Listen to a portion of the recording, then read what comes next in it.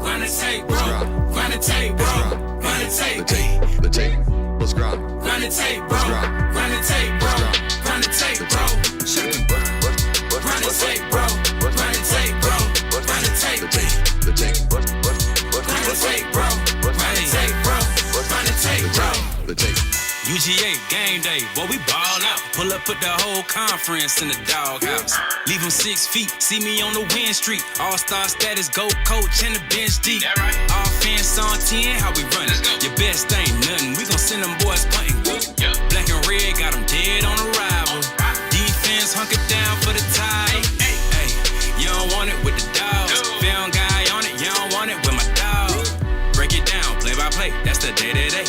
They know we ain't come to play, boy, it's UGA. Kirby smart, I cannot play the fool. Back to back, we did not come to lose. Back to back, like we got something to prove. Pay your dues, dog nation on the move. What's up? We doing a little bit different around here. We ain't come to play, we ain't come to play. Shut up and grind the tape. The tape. The tape. We ain't come to play, we ain't come to play. Them dogs in your face. Let's grind. We ain't come to play, we ain't come to play. Shut up and grind the tape. Shut up. Let's grind.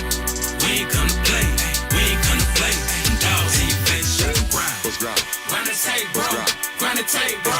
Grind the tape. The tape. The Shut tape. up and grind. Let's grind. Grind the tape, bro. Grind the tape, bro.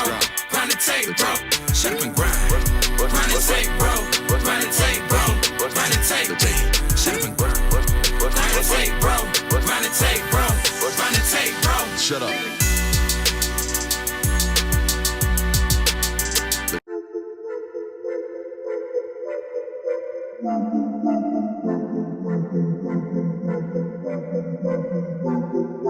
Welcome in, ladies and gentlemen, to MBR, or as we like to call it around here, Nothing But Rants, the show where I find topics that I'm oddly passionate about and I pontificate upon them. These are not hot takes, but rather takes that I'm hot about. What's up? You really like that?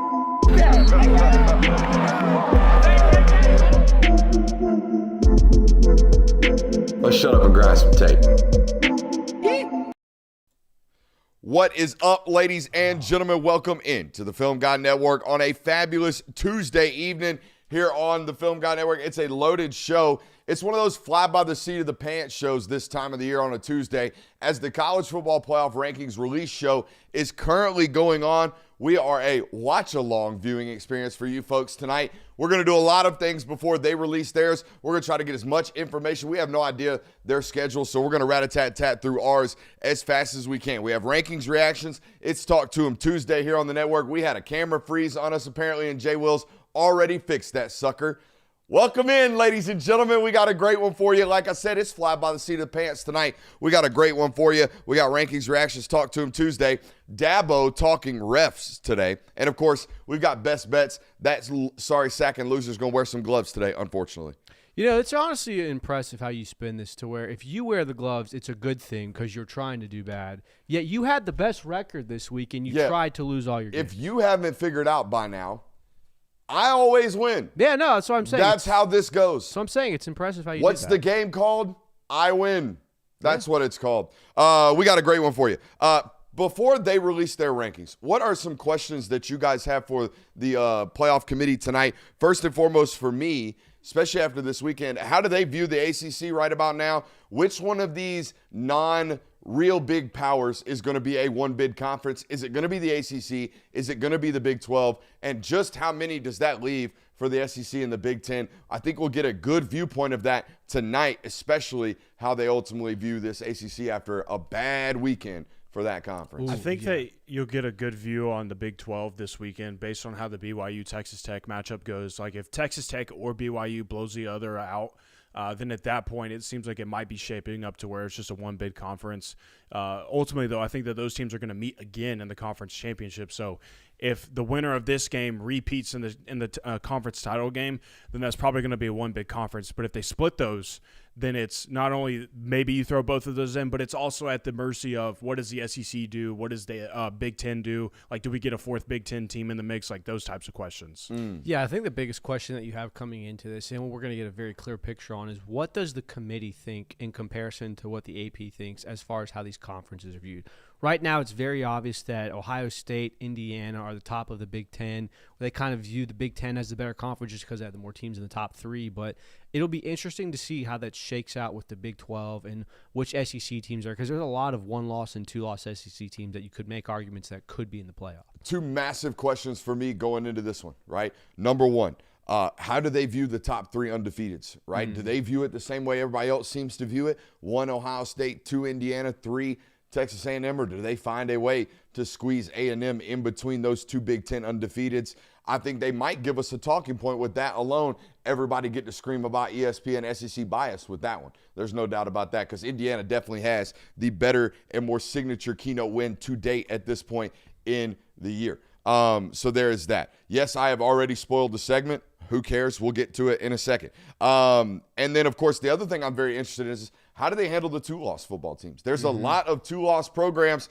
in the Power 4 right now that feel as if, hey, we're a playoff team if we handle our own business, right? Notre Dame, Oklahoma, Texas, Vandy, Utah, Miami, Missouri, USC, Michigan, all SEC and Big Ten football teams. And then, of course, Notre Dame as an independent with 2 losses. Very curious to see how they ultimately rank those and how they see those teams fit and how they play out in their ultimate straight seedings. That's the other thing to remind the audience tonight. This is a straight seedings method nowadays, no longer doing the, hey, got to give the top 4 rankings to whatnot. It's just straight up conference champs, and then, the non-Power 4. Yeah, I think, though, that the 2-loss SEC teams right now, Texas, if you win out, obviously you're going to be in. Oklahoma, you're already put behind the 8 ball because you lost the head-to-head against Texas. And not only that, you have to go win out against Alabama, Missouri, and Oklahoma. But for Missouri, they have to win this weekend against Texas A&M to stay in contention. So I think a lot of these 2-loss teams in the SEC are going to get themselves figured out.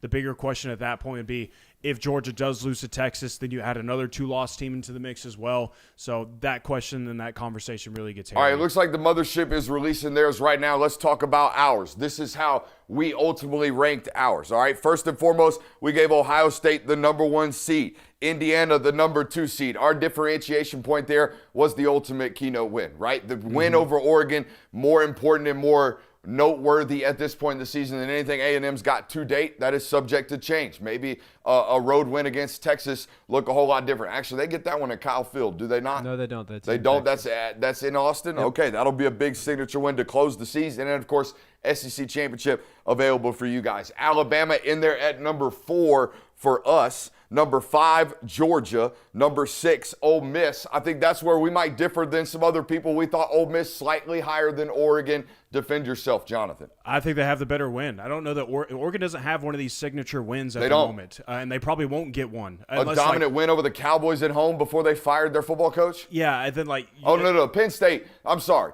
Penn State whiteout on the road before all of it crumbled. That's a big signature win. I'm a big in-the-moment guy. That football game as Tennessee comes in at number 25, that football team still, was good at the moment. Let's move on because they're already rat-a-tat-tatting theirs off. I told you, fly by the seat of the pants tonight. Oregon at 7. Here's the Big 12, and this will be curious tonight with the straight seedings. Do they avoid or try to avoid rematches like this between conference opponents 8 and 9, BYU, Texas Tech? I think when it comes down to, hey, these are the days where the playoff rankings actually matter, they will do that. I don't think for right now it's important because, like you said, this is all going to get shaken up over the next month. Pitt at number 24, Washington at number 23. On our big board, we're down to number 10. Notre Dame, our independent in there. Number 11, Virginia, highest ranked ACC team at the moment. And then number 12, Memphis, the highest rated non-Power 4 at the moment. We all agree whoever wins the American is ultimately going to be the non-Power 4 member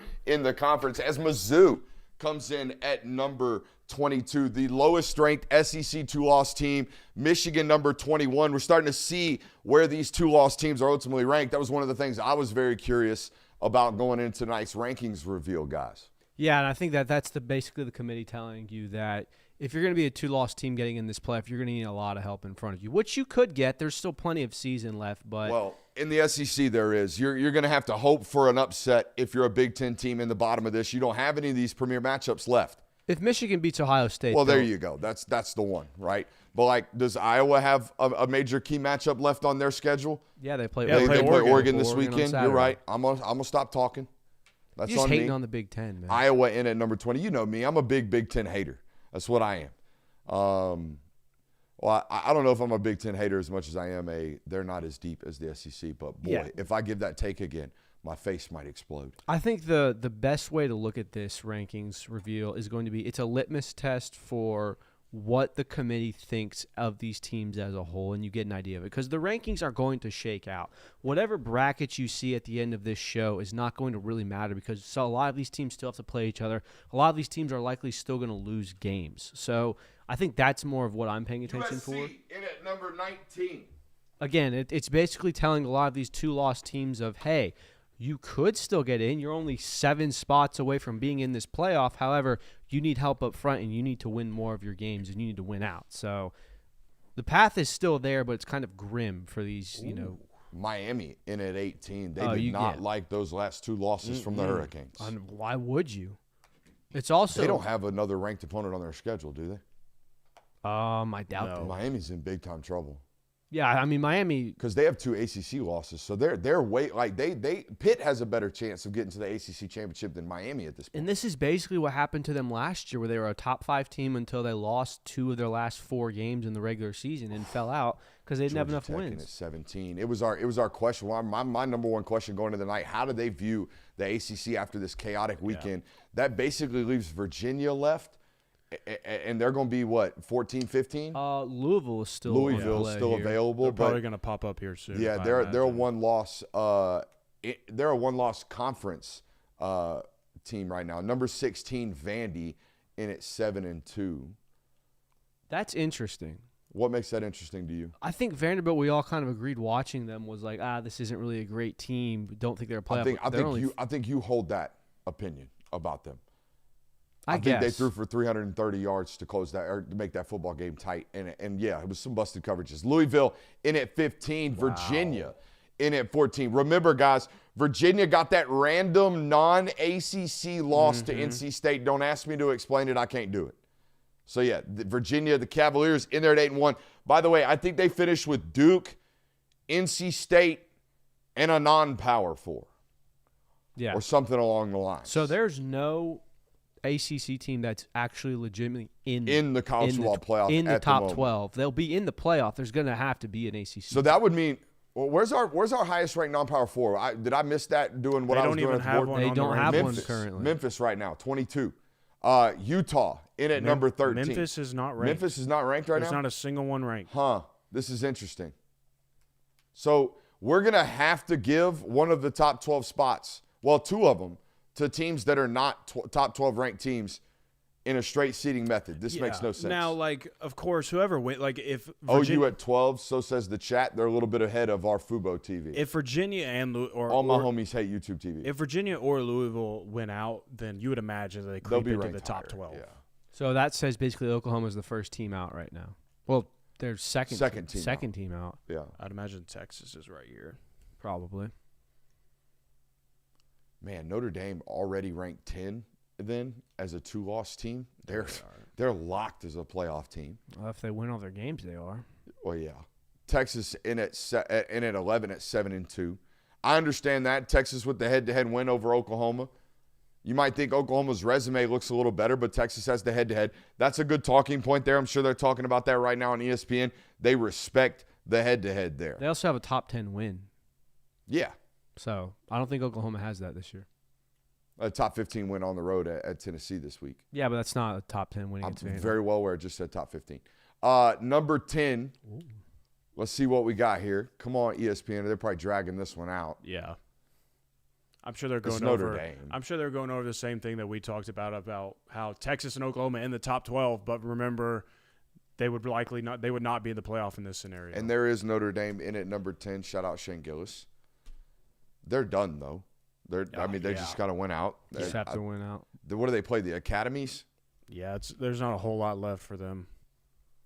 That's awesome for them. They should never get into a conference. Ever. Why would you? They don't have to. They get $20 million off that. Oh, off they rip, play by the way. Pitt and Navy, Stanford, Syracuse. So, I mean, there's a possibility. They'll be favored in all their games, but there is a possibility They of them. at Pitt, of them or do they get Pitt at home? Let me check real quick. they're at Pitt, at Stanford. Hey, that's 69,000 strong out there in Pittsburgh. I mean, Do they play at Heinz Field? It's no longer Heinz Field. The last time, or whatever it is, the last time I saw Roethlisberger going viral, it was because he was complaining about Pittsburgh still playing on their field. I think they played there on Saturday and then have to turn around and play on Sundays. Number 9 is Oregon. Wow. That's low. Interesting. That's Again, low for Oregon. The committee. That's you ain't played nobody. So huh? that tells you that the College Football Playoff Committee does not value that Penn State win. Guys. Strength of schedule matters. Mm-hmm. Yeah. It's showing right there. Strength of schedule matters. Well, we'll definitely know, too, like how they do the top 3 undefeated teams. That'll tell you if they really value strength of schedule. Not to do the thing, but. Yeah, but Indiana's got a big win. Indiana's got a better Notre strength. Dame, I'm saying Texas A&M I was has saying 4 that quality wins. I was saying like Texas A&M doesn't really have one of these super quality wins. But they got 4 good ones. Oh no, I mean yeah, they've dominated. Huh. That is really low. I bet Dan Lanning's seething. But, handle your business. You're all right. Yeah. Oh, that makes him happy. You got a trap game against Iowa. Look where they ranked us, guys. Yeah. Disrespecting us right now. I also doubt there's any coaches paying attention to this within the Dan Lanning, Kirby Smart, that type of circle. I don't think that any of them have paid attention to this. I don't know. Rhett Lashley's probably sitting there counting ACC member schools. Deepest conference in the sport. You know which teams watch it based on which teams post a graphic. Number 8, Texas Tech at 8-1. That means BYU in at 7 probably. Yeah. So as they an undefeated. So they very clearly are saying that the ACC is the worst Power There's 4 BYU conference. in at number 7. So the committee has basically told us the ACC is the worst Power 4 conference in college football, and that thing is chalk, dude. There's no. I'd imagine this is Ole Miss. Yeah, and Gotta be. it's 6. This is where you're And gonna then start Georgia. seeing. We got to start going chalk at this point until we get to the 3 undefeateds. Yeah. Basically. I mean, even then you can kind of chalk it like.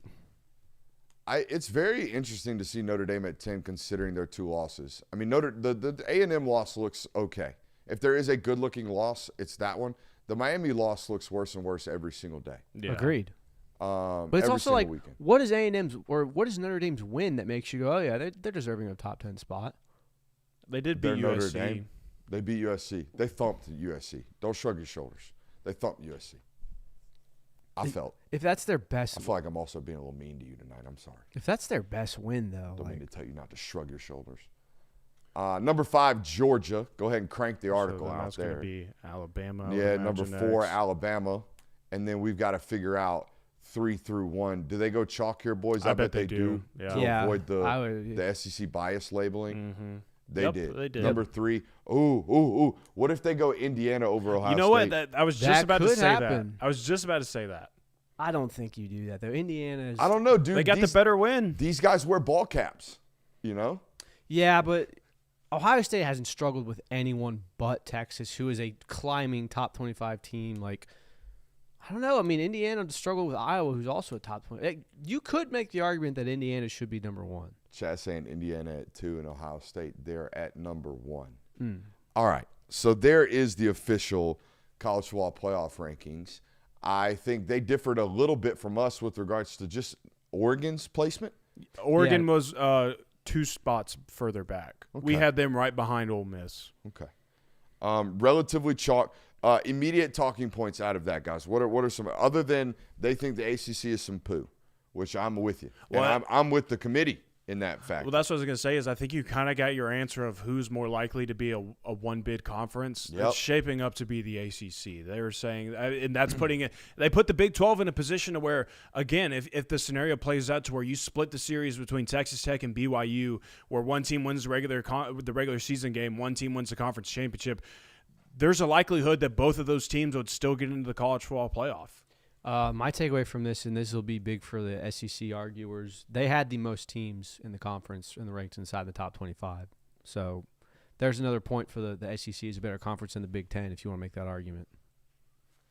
So they would get – the SEC would get how many? 1, 2, 3, 4 schools in. The Big Ten would get 3 schools in.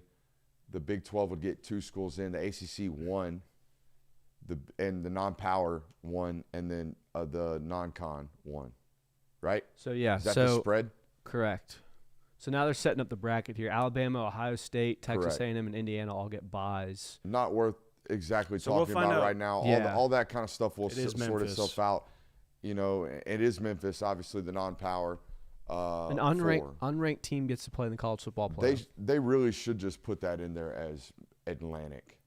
Just Atlantic Conference champ. That What are you Oregon ruling? Texas Tech matchup would be fun, in my opinion. Yeah, I was watching Texas Tech offense today. They play really, really fast. Interesting to see what they're going to do this weekend. I hate to do this now that we've spent 20 minutes on this, but at least from an SEC standpoint, all this stuff figures itself out. A lot of pivotal games down the stretch. I think there are 6 or 5 teams right now. No, 6. I think there are 6 teams right now that feel as if they control their own destiny. A&M, Bama, Georgia, Ole Miss, Oklahoma, and Texas. If either 6 of those football teams went out, they're going to the college football playoff. And the good news is in this conference, most of them play each other. A&M still has to play Texas. Bama still has to play Oklahoma. Georgia and Texas obviously still play. Ole Miss has the Egg Bowl. They're the only one who doesn't have to play one of the other 5 college football playoff hopefuls, so they probably feel really good about themselves, but still have to play a rivalry game against a really, really stout opponent in Mississippi State. So 6 hopefuls, probably 4 spots available amongst them. Get your butt to 10-2. You'll be all right. Survive the SEC championship game healthy. You'll get a top seed in the playoff bracket and likely a home game. Yeah, and that's kind of how it's shaping up right now. And I think we are kind of on a crash course for, once again, teams saying, we don't really want to play in the conference championship game because – Not just teams. I hear that a lot from fans nowadays. Yeah.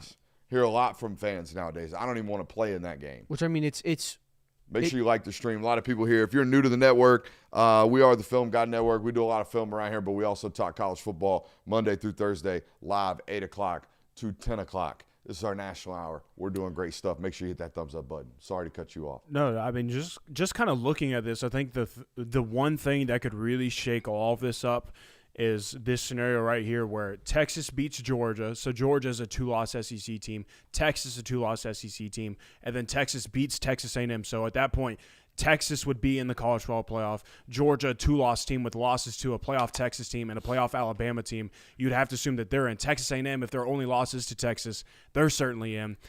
At that point, the Big 12 no longer probably gets 2 bids, so the conference championship for them, that's your decider right there. I think that's what could really shake some things up. You're paving a route for 5 SEC teams? Is that what you just did? Yeah, I mean, that's how I would You know look at me, it. SEC hack bias guy. I'm all about that business. If Texas wins out, they have the potential to really shake it up. If you're an SEC football team that goes 10-2, you deserve the right to be a playoff team. Unless you do it Missouri schedules ways. Yeah. and I think that's going to be what – Unless your strength of schedule is like in the 40s, which I don't think there's going to be a single SEC team with that. I think the bottom Probably end of not, this is no. going to be like 27, 28, 29. yeah.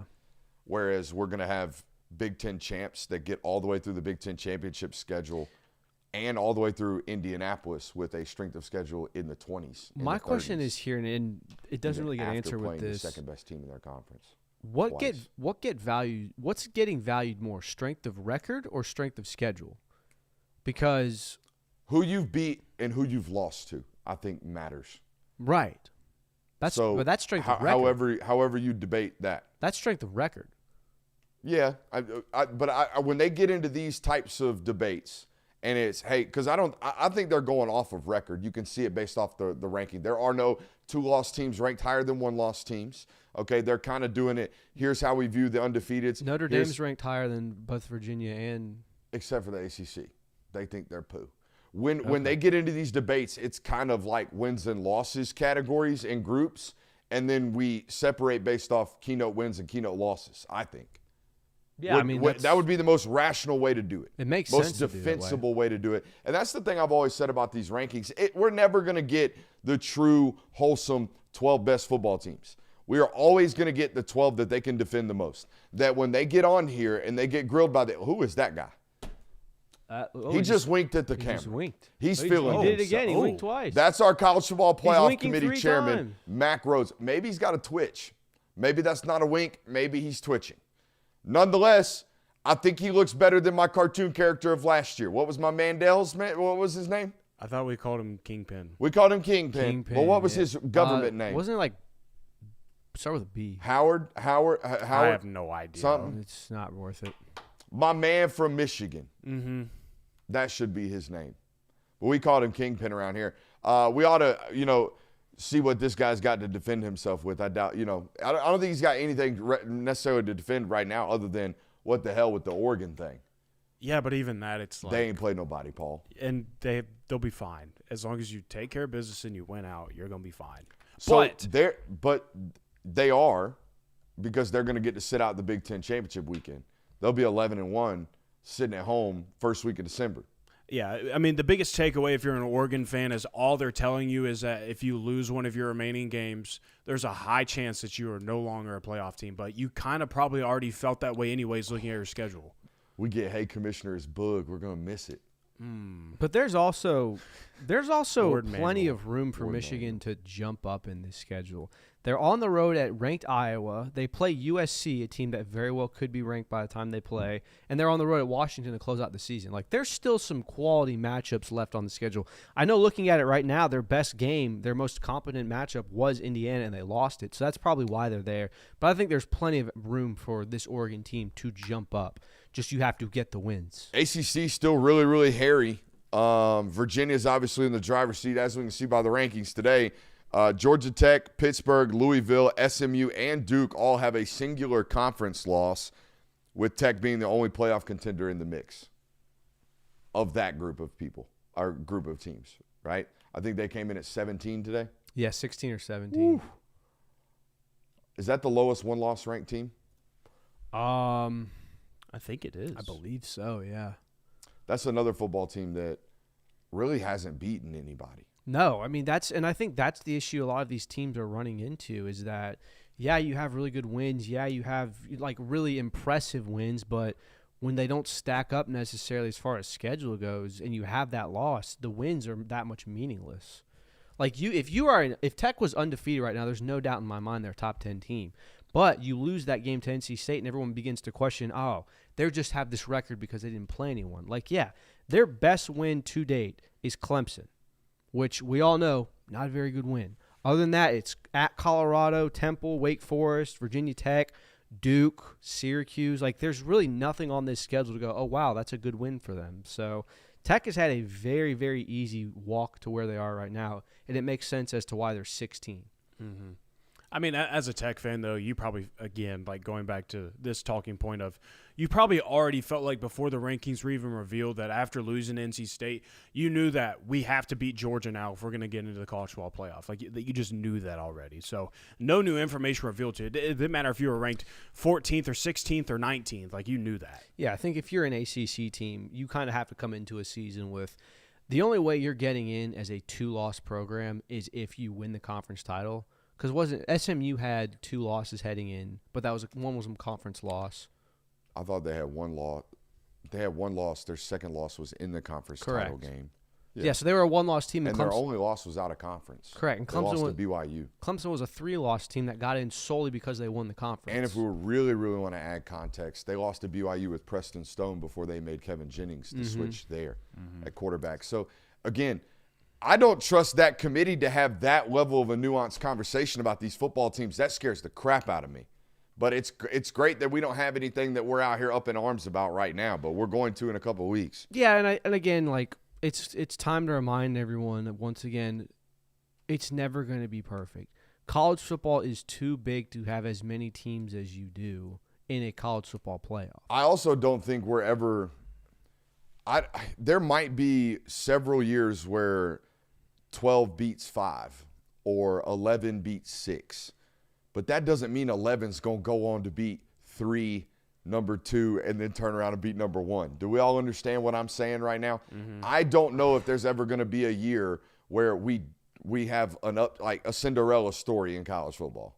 You made a face, and I'll let you not defend yourself, but like defend the idea that Memphis is going to go win 4 games in a row. No. That's never going to happen. Yeah. But Ohio State was ranked 8th last No, year. I'm with you. That's a Power 4 team that's blue-chipped for 5 centuries in a row. You know what I Agreed. mean? A total different scenario. I mean, that's the same. a team getting hot that's caliber of winning it. Yeah, I mean, that's no different than, like, if the playoffs started today and number 9 Oregon proceeds to go win a national title. Nobody's sitting here like, oh, my gosh, a Cinderella story, Honest the to God, Oregon Ducks. To me, it's why Indiana winning at Oregon was so important, because they have a chance to be a top 4 seed if they play Ohio State tight in the Big Ten. And that means they're going to have a bye week. They're going to play one less playoff game and have one less opportunity to get kind of not necessarily exposed, but beaten by a roster that is better than them on paper. And that's why I think, like, used to it was, blue chip status matters. But now more than ever, like, you got to go play 16 of these jokers. You got to go play so many good football teams late that I don't think we're ever going to see, like, a Cinderella story. And why the reason I brought that up is because all I have ever cared about, and I think this is in our heart of heart, if you asked a college football fan that didn't have a specific, like, of course they want their team to win, but in reality, all they want, the system that is created, the playoff system, the ranking system, the whole entire system's mission is at the end of the year to make sure we got the best football team to win. That's all I care about. Now, you can nuance debate it of were they the best or were they the hottest? They were the best, but they lost to Michigan. They look like poop, but they were the best late. I don't care. Ohio State last year was the best football team. We figured that out by January 20th. All I care about is that January 20th at the end of this year, we know that we got the best team. And if you go win 4 of these suckers in a row, by God, you deserve the right to call yourself the best team in college football, despite the fact that maybe you had a bad game earlier in the year. Yeah, I mean, the way that the seeding is right now, outside of Memphis, I don't think that anybody would really have an issue of saying, like, well, that wasn't the best team this year. I think that we felt that way about college football if we truly don't know. Now, there are some teams in the mix right now where, like, for example, BYU, for example, if they were for some reason to go on a run and win a national title, you're probably going to feel some type of way and say, like, well, that wasn't the best team. But, I mean, that's just kind of the nature of college football at the moment of, like, we really don't know a whole lot. Like, you don't feel firmly about anybody, to be honest. Yeah, I think the arguments against best team come when these teams get mulligans from horrible losses. Like, if Ohio State didn't lose to Michigan last year, no one's really kind of argue against the fact that they weren't one of the best teams in college football. You had a 1-point loss on the road against Oregon, and then everything else, and you ultimately ran the table in the national championship. Yeah, absolutely, you get to call yourself the best team. I think the mulligans are what frustrates people so much. If Georgia runs through the rest of their schedule and stumbles in Atlanta against Georgia, or better yet, they lose to Mississippi State this Saturday and then go through the rest of their schedule and win a national championship, there's going to be that hung over their head of, yeah, you won the national title. Yeah, you had this really hot streak, but you weren't the best team because you lost to Mississippi State and Starkville, a bad football team. I think that's where the nuances come, and that's part of the complications that you have to deal with when this playoff does get so expanded and so bloated. Now, you can make argument that it's better for college football, that it's right, but I think it does create more issues like we saw last year with Ohio State. I think you're going to have a lot more of and we know this because it's college football and the parity. You're going to have a lot more of the sudden, inexplicable losses that you're going to have to sit at the end of December and debate. I'm looking at this college football playoff bracket currently. I don't think there's any first-round matchup where, Georgia would be favored by probably 12.5 points over Memphis. At least. Probably. And Ole Miss would probably be favored by 10 points over Virginia. About that, yeah. But Texas Tech and Oregon would probably be a 5-point spread, yeah, 4.5 point spread. Yeah, About that 5.5, yeah. The BYU Notre Dame game would be a 3-point spread. Mm-hmm. I mean, that's going to be a 24-17 pick for me if I were to sit there, 24-21 pick for me if I were to sit there and pick it. So I do think we're always going to have first-round blowouts. I mean, we have that in the NFL. It tends to happen. It does not mean that the selection process is invalid. Correct. You know? I think people rush to that take way too quickly of like, oh, the playoff committee got it wrong because SMU wet down their leg at Penn State last year. I don't necessarily believe that to be the case. Yeah, I mean, the best way to get rid of the, oh, you got it wrong, is to take the objectiveness out, take the selection out of it, and let there be a system that dictates who makes it. The problem with that is college football as a whole is too big of a system. It's not something you can split into a super league where there's one side and the other, and they're playing against each other. And I think this is, again, what's going to open up that discussion of, look, We've got teams that are getting easy paths to the playoffs because they're in the Big 12 or the ACC. Meanwhile, these SEC teams are having to grind it out. These Big 10 teams are having to grind it out. We need to just bring them all together so that way we can select them from what they're playing. And I think that's, again, this is going to open the door for a Super League at some point. We good on the college football playoff rankings? I believe we are, yeah. We have a loaded show for you guys to continue. We got actual show notes now. Did anyone see Dabo Swinney's comments today? Yes, I did.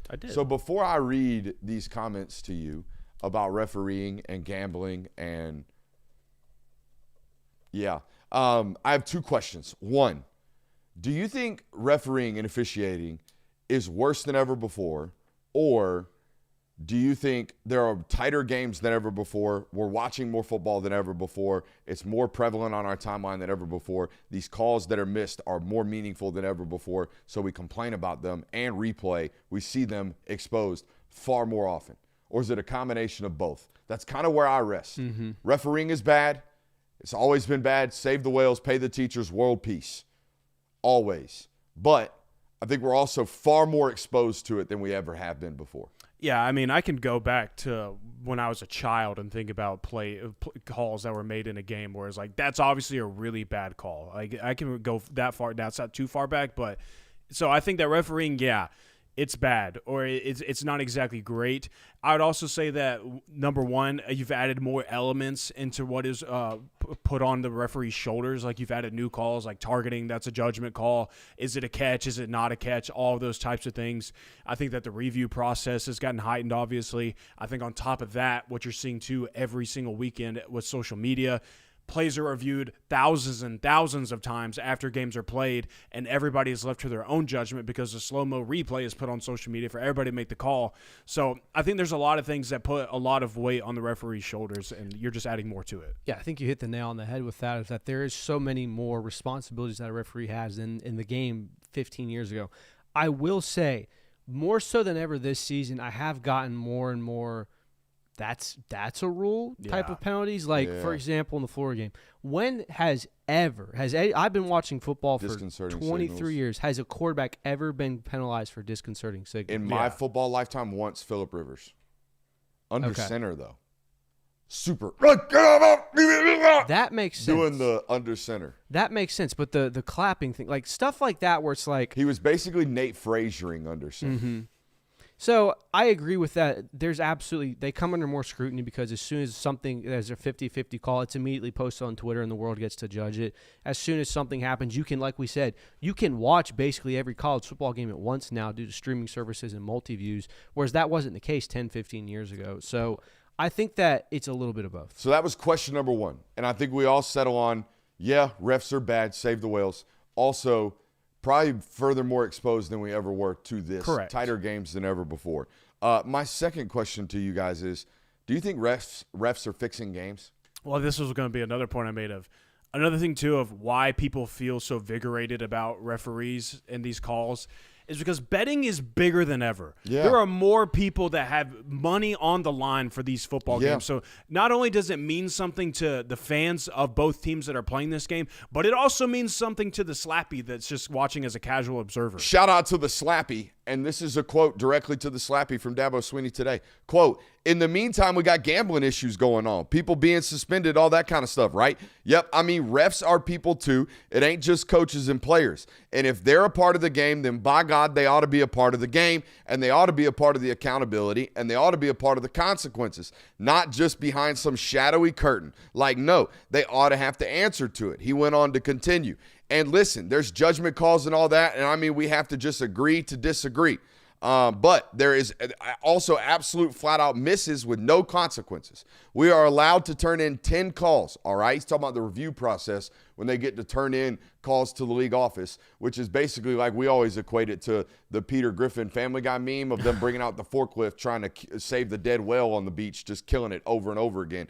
They can't go back and fix it. They can just admit they're wrong and not do anything about it. He continues to go on. He said, you're only allowed 10 calls. And so we had a game earlier in the year this year that we lost, and I had 14 calls that I wanted to turn in, but I can only turn in 10. And I thought 8 were wrong, but got back, missed it. 5 of the 10 were wrong. And I mean, these are game-changing calls, obvious pass interference, not calls that take you off the field. But yeah, just get this has been addressed with the crew and yada, yada, yada, but there's no public accountability. I don't think he's wrong. I don't think he's wrong in the sense that we need some public accountability for these referees. I also think he brought something to my attention that I think we do need to talk about. I don't think we need to make accusations, but I just think we need to talk about the real. We got college football players that are getting paid a whole lot of money to be on these rosters. College football players making a whole hell of a lot more money than the zebras on the field, and everybody's terrified of the players tossing games and throwing games for player props. We got Terry Rozier making $130 million getting caught up with the mob. Guys, do y'all know how much the zebras make in college football? Probably about 6 figures, I'd guess. Wrong. Everything I looked up today says they make about $3,000 a game. Oh. Yeah, they're not paid like billionaires. They're not paid like 100,000aires. These guys are very manipulatable. They're very gettable. You telling me you making $3,000 to call an SEC back judge? You're getting paid $3,000 to be a back judge. And if I come to you and say, hey, here's 160 against Tennessee to make sure you're swallowing some PI calls, that's your whole entire year's wages right there. Mm-hmm. That we need all kind of FBI wiretaps on them. We need to make sure they're all clear and good to go, because they are not making enough money to just look the other way and assume they're not compromisable, because they are. Sorry to be tinfoil hat guy. No, I mean, it's true. And I mean, to even get to a deeper part of this conversation, I think it does play out, because if you think that there's an issue with the current referees now, then you obviously would want new faces and maybe new knowledge to be poured into this sport. But I think that also goes to the deeper issue of there are less and less people that want to get into this. There are not people that are banging down the doorstep of, I want to get into a football referee. I was talking to my dad the other day.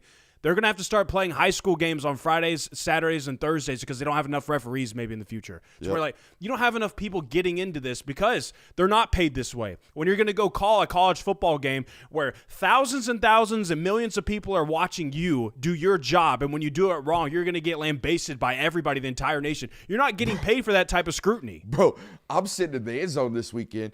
This is after Georgia gets the incomplete call.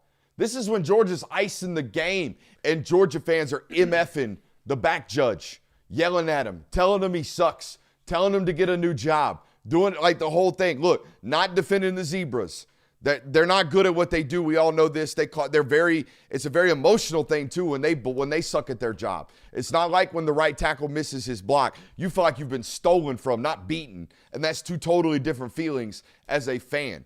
So I understand that, but tough, and I don't know the answer to it. I do think that there needs to be a gaming commission, and I'm sure there is. There's a sports gambling commission, but there needs to be a college football gaming commission that has the amount of resources to make sure these games are clean, because it is getting way more rampant than we ever could have imagined going into this. And I think, too, like a final point, I think if there was just more clarity provided during these calls, and like more clarity provided on like, again, like if there was just an explanation given, like, you know, that there were maybe 3 or, like Dabo's saying here, he felt like there was 8 or 10 calls that he felt like he got screwed out of.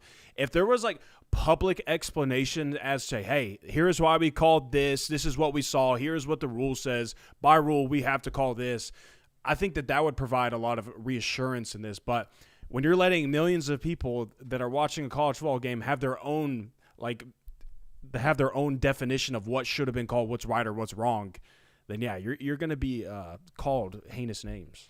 Yeah, no, it's certainly a alarming thing as to how impressionable these referees could be, and the idea that they do carry a form of weight to the game and have the opportunity to control the outcomes of it. Bro. But what? 24 to 36 grand a year for a referee in the SEC. That's everything I'm pulling up says, I mean, NFL guys are making close to $200K after, doing it for several years. Mm-hmm. This is very manipulatable. Agreed. Very manipulatable. I don't mean to give anybody any ideas, not that they probably already haven't had them. No, and I agree. It's something to definitely be worried about. I also do think it's a slippery slope to say that to just come out and say it's that easy to manipulate. It can be. It certainly is, but I also don't think that you need to provide as easy of an opportunity of, the refs are bought out, the refs are, the refs no, are cheating us. And I think that's the issue that you could also run into. But I don't think if you would have told me 5 years ago that an NBA player making $100 million was out here finessing NFL player props for $200K. Yeah, I mean, that guy has a whole lot more on the line than the referee does. That right there tells me we should be skeptical of it all. I agree. Skeptical, not necessarily skeptical, but cautious. We should be worried about this and therefore put preventatory measures in to make sure it does not happen as best we can. Preventative. Come on, bro. Oh, dang, dude. We went a whole month without rocking it. We got to pay the piper. Call it 2 minutes. Thursday show. That's a Thursday show. Okay, Thursday show. Too serious tonight to be doing it, I guess. Speaking of seriousness, let's talk to him on Tuesday, shall we? Let's do it. Let's talk to him on Tuesday. If you don't know, every once in a while, I like to be a little bit of an agent. I mean, I was so dang close to being an agent. Shout out to my man, Chance, by the way, for getting me this shirt within 36 hours. How about that? Nice. This thing looks clean. Anyways, bring me Jeff Brom, please. We all get him out of the front office and bring him on in here. Coach, he wants you in the office. Thank you. Sit down, Sir Whispers. Look, here's the deal. You got a chance to either be one of the best football coaches Louisville has ever had and occasionally make a playoff, maybe one day, sneak in and maybe one day have a chance to, overcome a 7-point spread and win a playoff game before Ohio State thumps your butt. Maybe one day at your alma mater, and I'm sure that will be great, and it will have some sense of accomplishment and pride in that, and that's awesome. But listen to me, Jeff. I think you, as your agent, as your representative, not only can we go get close to $80 million at Penn State right about now if we actually want that job, I think we can win there, buddy. I think you have a chance to be one of these elite football coaches in college football. There ain't very many of them left, but since Saban's gone, there's a lot of open grass at these top 10 jobs for guys that handle their business like you do, buddy. You are coaching circles around Mario Cristobal, Dabo Swinney right now. Just let me, for the love of God, give you top 12 availability and top 12 resources. Let's go to State College. Let's think about this job seriously. We got a chance to win there, man. What do you say, Jeff? Yeah, I mean, you've seen this before as much as guys love their alma mater and as much as staying loyal to the school that, kind of got you started in this sport is a big idea. Winning championships and making a lot of money doing so is also something that I think is very important. And we've seen coaches take positions of, maybe better jobs. Like, I think Jonathan Smith is an example of this, where he coached at Oregon State and then he moved to Michigan State. Like, it happens. Like, the alma mater is not the end-all, be-all, especially, unfortunately, in programs like Louisville where you're not at the top of the game. We just saw this in the inverse with Matt Rule turning down his alma mater, Penn State at Nebraska. Perhaps we see it in the inverse of Jeff Brom turning down his alma mater in Louisville to take this job at Penn State. Yeah. I think it could happen. This conversation, I don't even know if he's up for it, to be honest with you. This conversation is always going to get turned back into, though, of Jeff Brom could coach for the rest of his life at Louisville, and he could be fine, and he would have security there. And while that's a great, but the inverse of that is when you take more risks, you get paid more. Now, you may not get paid more for as long as you would at Louisville, but I mean, it just kind of it boils down to those two things right there. Of like, do you want the security blanket? Like, does your alma mater mean that much to you, where you like the security, you like where you're at, and you're okay coaching there? Bring me the entire Auburn defensive roster. I don't know if this room's big enough. Studio's big enough. I think we got enough room. We got 900 square feet in here. Bring them all in here. Everybody take a knee. Actually, all you upperclassmen, go ahead and clear out. We're good with y'all. Y'all can leave. Appreciate you. Break it down. Go Tigers. You young folks. You young folks. Go wiggle birds. Hey, you young defensive players. I've been dropping this take. I'm talking to you young offensive weapons out there at Florida too. What if y'all just banded together? What if y'all just, you, Elijah Mendez, you, number 16, you, number 41, Jared Smith, you, Eric Winters, all four of you that have played elite freshman football, Malik Autry, all five of you. What if y'all are just like, hey, we're up for grabs, $4.5 million for the collective of us. We're going to go as a team. and y'all add yourself to an already top 10 defense. Just saying, there's some SEC defenses around here that are pretty inept, not inept, but are in need at those positions. They're in need at linebacker. They're in need at edge rusher. They're in need at safety. Just saying. While we're talking to some Auburn rosters, let's skip over Tony Elliott. We'll keep him waiting in the lobby. Bring me Deuce Knight. Can you bring me Deuce Knight, Jonathan? Mm-hmm. Y'all are pretty similar in height. You know, he's about 6'4" and a half. Big, long, lanky joker. We got to have a serious talk. What do you want to do, son? What do you want to do, Deuce? You want to stay here at Auburn? Probably not. No. They're going to pay you all right, but we don't know who the coach is going to be. But here's the other thing, Deuce. You were committed to Notre Dame for a long time. I don't think you can go to Notre Dame. I think they're good with C.J. Carr for the foreseeable future. You're a Mississippi kid, so you think, let's go back home, right? You ain't going to Ole Miss. Trinidad Chambliss is there for the next 18 months. And you dang sure ain't going to Mississippi State. Camario Taylor's there for the next 3 years. It's all about the you. It's all about Miami, a good shout. But what if Lenoris Sellers is there? Also, Deuce Knight doesn't fit Miami's mold. No, it doesn't. Miami wants the A mold, Jonathan. A fit. Perhaps a schematical fit. What if you were the heir apparent to the Diego Pavia regime in Vandy? Could I sell you on that, Sir Deuce? I don't know I don't know about that one. I don't know. Number 2 will be available. You could be the Deuce up there with the doors. I think Just a thought. You'd have an easier time selling Deuce Knight on the coach you just talked to, I think. Bring me Tony Elliott. Oh, I thought Bring that me was Tony pretty good. Elliott. No reaction. Hey, look, Coach, we got Wake, we got Duke, and we got Vatek. That's all we got left for a chance at absolute history. Guys, did you know that Virginia has not won the outright ACC title in the history of their football program? I believe that, yeah. Did you know that Virginia, that might be incorrect, they won a co-op title in 95. Did you know that Virginia hasn't won 10 games in a singular season since 1989? Tony Elliott, you got a chance to be a god out there in Cavalier Land. Just lock in and beat this murderous row of slate of football games, Wake, Duke, and Vatek.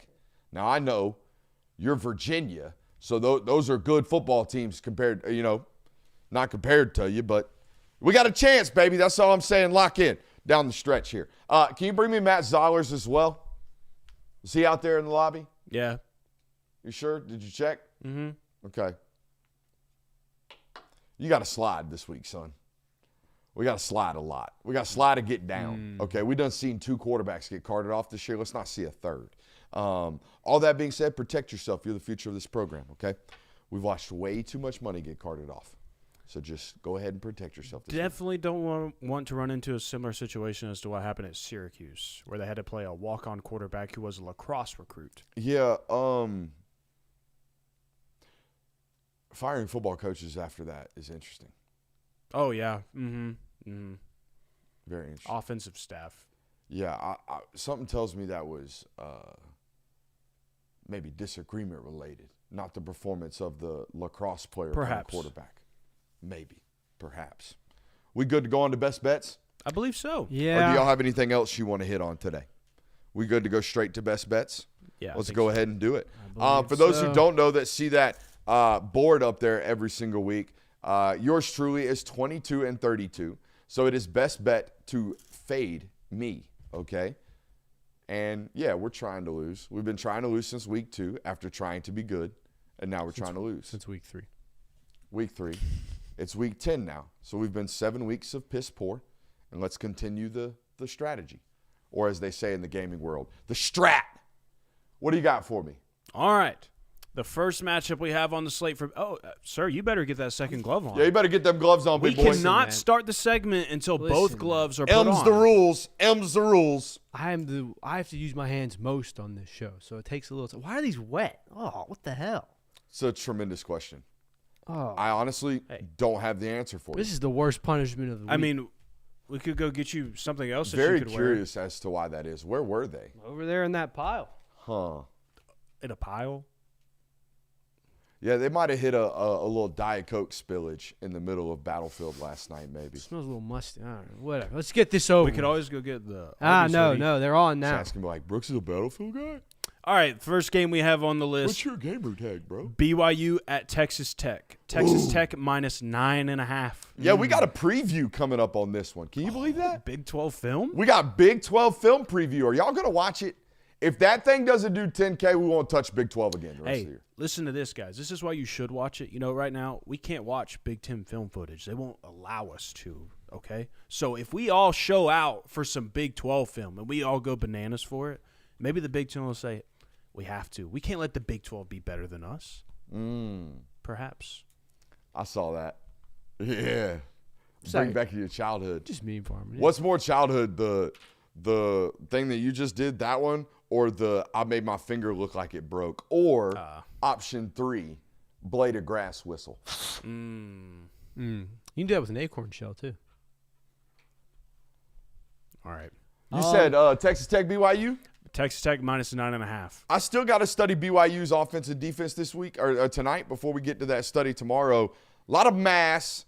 It's an interesting stylistic matchup because I feel like when Texas Tech loses again this year, it's going to be because they faced a team that is way too fast for them.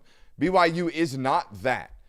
I think I like Texas Tech in this football game. What was the line? 9.5. Ooh, Vegas likes them a lot too, huh? Isn't this up there in Utah country?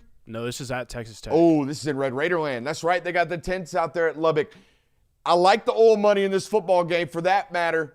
Give me the Cougs because we're fading myself. Okay. Well, then I will be taking Texas Tech minus 9.5. I think that with what I have seen already from the Lubbock scenery of how the fans are treating this game and what I'm anticipating this environment to look like, Texas Tech is in a must-win scenario here. BYU, they might feel like they have some room to play with still. They know that they could just get into the Big 12 championship and they could win that one and potentially get in the playoff. I'm going to take the team with everything on the line in this one, so give me Texas Tech minus 9.5. Yeah, I mean, they were intense yesterday preparing for game day and all of this. Texas Tech feels like they have to win this game. How do you go to class? So Is your tent your reservation spot? I saw where one guy created a spreadsheet where each person in his friend group has a time slot in which they are supposed to be in the tent. Nice. I'm taking Texas Tech. That guy is going to be an accountant. He'll be successful doing something. I don't know about that. I mean, he can manage people. Apparently, he can tell people what to do and they listen. That's a good point.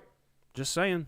You can manage a large body I don't know what his weight is, but of people. Next game, Jay Will. Texas A&M at Missouri. The Aggies favored by 6.5. Fix the homeless problem in Lubbock. Oh, God. That's crazy. What was the game? Texas A&M at Missouri. Aggies by 6.5. Oh man, what's that line? That's weird, man. You just told me what it is. I'm saying, what is that line? That is weird. I feel like this line should be closer to 9. I think they've just seen Missouri's ability to defense. By the way, it's you were in here when I had one of the biggest football brain moments of the week. Como. They call it Como because C-O, Columbia, M-O, like Missouri. Yeah, I don't mean But what's up with that? Columbia, is that abbreviated C-O? Yeah, I mean, I don't mean to burst your bubble, but I think you might be a little late to that one. Yeah, no, I definitely am. I never called it Como. I just called it Columbia, Missouri, where the Tigers play. Yeah. Yeah, that was cool. Who are you picking? I mean, I like A&M in this football game. I think A&M slap rolls. I think A&M is the second best team in this conference. So give me Missouri. Yeah, this game being minus 6.5 with Missouri on their third-string quarterback, either Vegas loves Matt Zollers or they don't really believe in Texas A&M. They're on the train like Christian is so far with the Aggies, not just quite believing in them, but I will happily take Texas A&M minus 6.5. I don't think anybody's believing in A&M right now. I am. I think even like A&M fans are like, don't believe in us. We don't want you to. Stay away. Just don't. I feel like that's don't every bring any team of that though. right now. No, it's not. There are football teams out here let me that rephrase. claim they're getting hated on. This is every team pre-national title. Oh yeah, Of like, yeah, no. yeah. Don't look at us. Yeah, you're right. Don't look at us. Don't pay give attention us to hope. us. Don't you come near us. Keep us at 3. We're fine. Put the Big Ten ahead of us. Let Kirk Herbstreit leave us out of every list he's ever rattled Yeah. off. Yeah. What about you, Christian? Vegas clearly knows something here. The fact that this is, I think you're right. On paper, this is a Texas A&M beatdown. The fact that it's 6.5 is very fishy. I'm going to take the Tigers. Okay. I can't hit on that train of thought.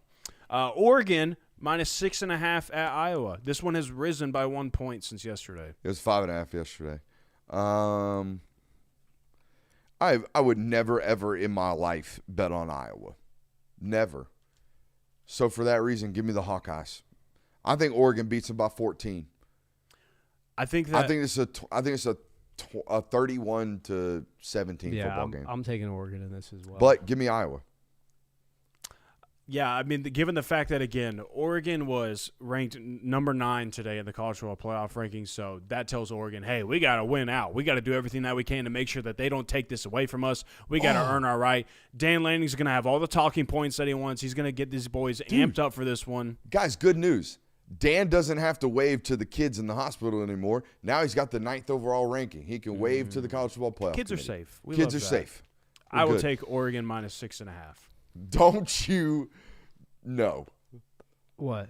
What do you got on this? I'm over here miming. I said I'm taking Oregon. I did. We'll leave that between you and me. I was off. It was a feastable opportunity right there. Yep. And you let that strike go right down broad. I'm good. I'm glad. It's a well-disciplined 3-0 take right there. There it is. That's a good job. Jeez, man. I know, right? We don't know what happened. I don't know what happened. I was just eating the chips. I was just over here. I was making hands with the gloves. I was just. What's next game? LSU at Bama. Bama -10.5. I'll take the look. I said it last week or 2 weeks ago about Alabama, about how they've proven that they're just going to run through teams and they deserve the respect they've given. I picked Bama and then they shit the bed against South Carolina cover-wise. I'll take Alabama again here because until they lose that game and prove it wrong, but it could happen. I don't even need the 10.5 points, Jonathan. Tigers outright. Oh. Outright. Absolutely freaking not. Bama rolls, but give me LSU because I'm fading myself. It is a pretty steep line. I know everything that's happened at LSU would indicate that this one is going to be a beatdown. Frank Wilson, Jonathan. I mean, Alabama beat them down last year, and LSU was in higher emotions at that point. But I guess I'll take Bama -10.5. Because I really don't want to side with LSU going into this one. The final game we have for best bets. I'm not sure how Christian named this game, but Florida State at Clemson. Clemson -2.5. What do you mean how he named it? This was the I gotta make this politically correct. I don't love football anymore if we lose. If our team loses, our fan base is going to potentially cause themselves bodily harm. The hotline game. Let's call it the hotline game. The hotline game. Very nice. Loser, watch out for the hotline. Florida State at Clemson. Clemson's -2.5. I don't give you. By the way, Virginia's one ranked win all season, number 8, Florida State. That's what it's going to be by the end of the year if they remain undefeated. I'll take Clemson. Clemson, Florida State. Give me Florida State. Okay, I'll take Clemson then. All right. Man, we have reached our quota of ACC talk. Can you imagine watching the first week of college football? LSU barely beats Clemson, and Florida State beats Alabama, and then you say, "Oh, okay." Then you fast forward to this week, and you look at, "Oh, this must be a really good football game." No, it's disgusting. Chat says loser has to hire Brian Kelly. I like that one. I like that. Loser has to hire Brian Kelly. I like Bowl. that a lot. That's a fun one. Isn't it? Neither of these football teams are firing their football coach, by the way. No, I mean, they're not going to. Florida State got 2 more commits today, I think. I know. So they flipped a good plethora of 3-stars over the last several days. Clemson there was a fan. 4-star in There was a there. 4-star in there. There was a 4-star in there. I mean, flipping Memphis commits, dog. Big time clutch for Mike Norvell. You happy boosters? You happy Spending now? the money. You happy now? Also, we've got. I'll take 30 seconds. Clemson fans, I guess, don't have very high expectations and aspirations for their program because the majority of them that I'm seeing for the public are them saying, "Oh, Dabo Swinney has one bad year and we have to fire him." Like, they love this guy. They are still all the way bought in. Like, I'm impressed with that. Like, if Georgia doesn't score 30 points a game, you have half the fan base with pitchforks and knives screaming, "Fire Mike Bobo." Dabo Swinney's 3-5, might not make a bowl this year, and like, he's got one bad year and we got to fire him. So, all right, let's handle these super chubs before we go to our loaded local hour. JR_gaming live says, where can I find y'all in Starkville? Go Dogs. Your best Damn bet clubs is Friday afternoon. Saturday, no chance. We'll be in and out of that 11 a.m. local kick. Just saying, 9. I mean, we're going to be pulling up, walking to the stadium. Yeah, and leaving. so the game day, no chance. I'm rolling out of my air mattress and going straight And to to YouTube that issue, is by the definitely way. a It's YouTube not issue. an our thing. Sammy Ibrahim says, going 5 minutes down the road to the game of the century and showing my local boys some love. FIU at Middle Tennessee State. What out of the top 15 teams, who would be the scariest to play in the playoffs if they caught fire at the right time? Who's the most talented team that's in that top 15 that if they got hot would be scary to play? Ohio State. What? I know we just got done. Never mind. I was about to take a shot at that basketball game we were watching previously. I know they couldn't hit open layups, but you didn't have to hit that one. You know what I mean? All right, fine. Alabama. Okay, I'm with that. Shout out to reality_witness who says best college football show. Ain't no doubt. Scorched 13 MD says shout out to Ryan Bingham and the Texas gentleman. Just saw them in Atlanta a few weeks ago.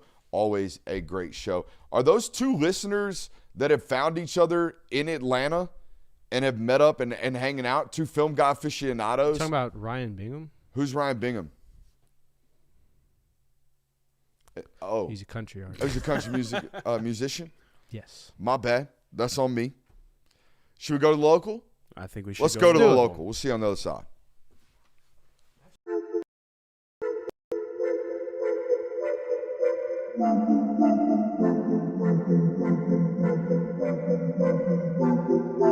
Welcome into Talk the Dog, the show where we find a bone to pick and a take to give.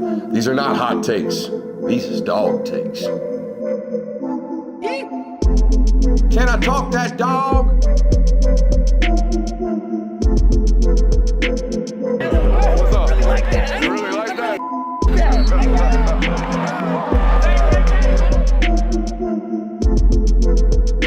Let's shut up and grind some tape. Yellowstone? He has a few songs that are in Yellowstone. Is he the actor in Yellowstone, though? I didn't watch enough of Yellowstone, honestly. Is I he the just like guy his that music. comes in late and is a felon that turned out to be a musician? Could be. With the is he got dark features? He Black hair, black beard? Yeah, I mean, he's got a beard. Might be. Again, I did not watch Yellowstone enough. I just know that Kevin Chat's Costner- saying if you're having problems with the chat or with the stream, just go ahead and hit refresh. All that good stuff. It is a YouTube thing. It is not an us thing. Trick your YouTube app, okay? Just hit that refresh button. Just saw a bunch of people dip out. That means the national homers are out of here. We're talking to them dogs. Here's what you got to do. Close YouTube, create a new account, subscribe to the Film Guy Network. I love this. Do that 5 or 6 more times, and then the stream will be fixed. And if So he was everybody did guy in that, Yellowstone. we'd be at 100K. That'd be dope if it just happened like that. For some reason, the Film Guy Network in the span of 20 minutes grew by 20,000 subscribers. Sick. I mean, I've seen YouTube channels grow that quickly, that fast. I've been a little sussy of them, A little sussy on. but I've seen it happen. Hey, make sure you hit that thumbs up button. We got a loaded local out for you guys tonight. Why Georgia on the defensive side of the football isn't as bad as you think. We've got bracket reactions. How do you feel about the current bracket? We've got offensive film notes for you guys tonight, maybe a fantasy update. 5 things that worry you about this football game. Let's start with our reactions to the playoff selections so far, boys. You got a lot of opponents and future opponents that are ranked inside that college football playoff top 25. Tell me if I missed one here. Alabama, Ole Miss, Texas, Tennessee, and Georgia Tech. Yep, that's Yep. it. That's 5 of your 12 regular season football teams ranked inside the top 25 November 4th. Yep. Not preseason. I'm talking about right meow, those football teams that are on your schedule or have already been beaten or lost to, heavily and highly ranked inside the top And they were all 25. ranked when you played them. It wasn't Yep. like you had you beat them They early were bad on. when we got them, but now they're good. Yeah. They were good when we got them, but now they're bad. There is neither of the sorts on these football teams or on these on the schedule for Georgia. Yeah, I mean, that's what you expected going into this year. You knew last year's schedule was going to be tough. You walked into this one knowing it was going to be difficult as well. Really, the only surprise is that maybe a few people at preseason, if you told them that Georgia Tech was still ranked in the month of November, they might be surprised. But I think there's quite a few people that saw an avenue to that as well. So if you look at the avenue currently, if the playoffs were to end today, guys, you play Memphis, and then who's on your side of the bracket? Alabama right after that? Yep. That would be intriguing. Mm-hmm. How would you feel about a rematch against those guys on a neutral right now? I mean, it's been shaping up all year to where if you were going to win a national title, there was a pretty good chance that you were going to have to play those guys again. I mean, whether it was going to be in an SEC title game or it was going to be in the college football playoff, odds are you are probably going to see those guys again. And honestly, you kind of want to. Do you want to? I'm not ducking the smoke. Yeah, that's big bad boy. That's the big bad wolf talking with a microphone. Not to whimper down, but I would like to avoid them if at all possible. I'm fine if you win a national championship. I would like it to be in a year that if you lose to Alabama, you avenge that loss, or you don't lose to Alabama altogether. Would you rather have to play Ohio State or have to play both Oregon and Bama? So you only have to play Ohio State in this scenario? Yeah. Only Ohio State. State. You play Ohio State, and then you get, like, Notre Dame. Only Ohio State. I'm not looking at the current one, Jonathan. I know. I'm trying to figure out, like, in a scenario. Like, because that's going to happen. One side of these brackets is going to have Ohio State, and everybody's going to be looking at it like, whoa, we want to play them as late as possible. And then the other side's going to have 3 or 4 really, really good teams, maybe not the great one on that side of the bracket. Do you see what I'm saying? Mm-hmm. Right. So which path at that point would you rather have? Would you rather know that before a national title you have to go through Ohio State, or would you rather know you've got to go through a combination of like Memphis, Bama, Indiana? I'll take Memphis, Bama. I'd take the latter. I'd take the Memphis, Indiana. I want to beat Bama, dude. If I'm a Georgia fan, I do not want to avoid Alabama. I'm tired. If I'm a Georgia fan, hypothetically, I'm tired of them hanging that over your head. If Georgia won if by some miracle of God in the 2021 playoffs, Cincinnati beat Alabama and then Georgia won that national title, Alabama fans would tell you that's great, but you didn't beat us. We're the real national champions. And I'd say to hell with that. I don't even leave that room for argument. Go beat them. Chat's asking about the "We're So Dang Close" shirt. My man Chance Dog 19 on Twitter got this to me within 36 hours. Shout out. Printed, pressed, FedExed. I will say this, though. I mean, the first round, the way you're setting yourself up for the first round right now, that is the most desirable option because, I mean, one, you get to miss the conference championship game, so whether you like that or not, it is what it is, but you get an extra week off.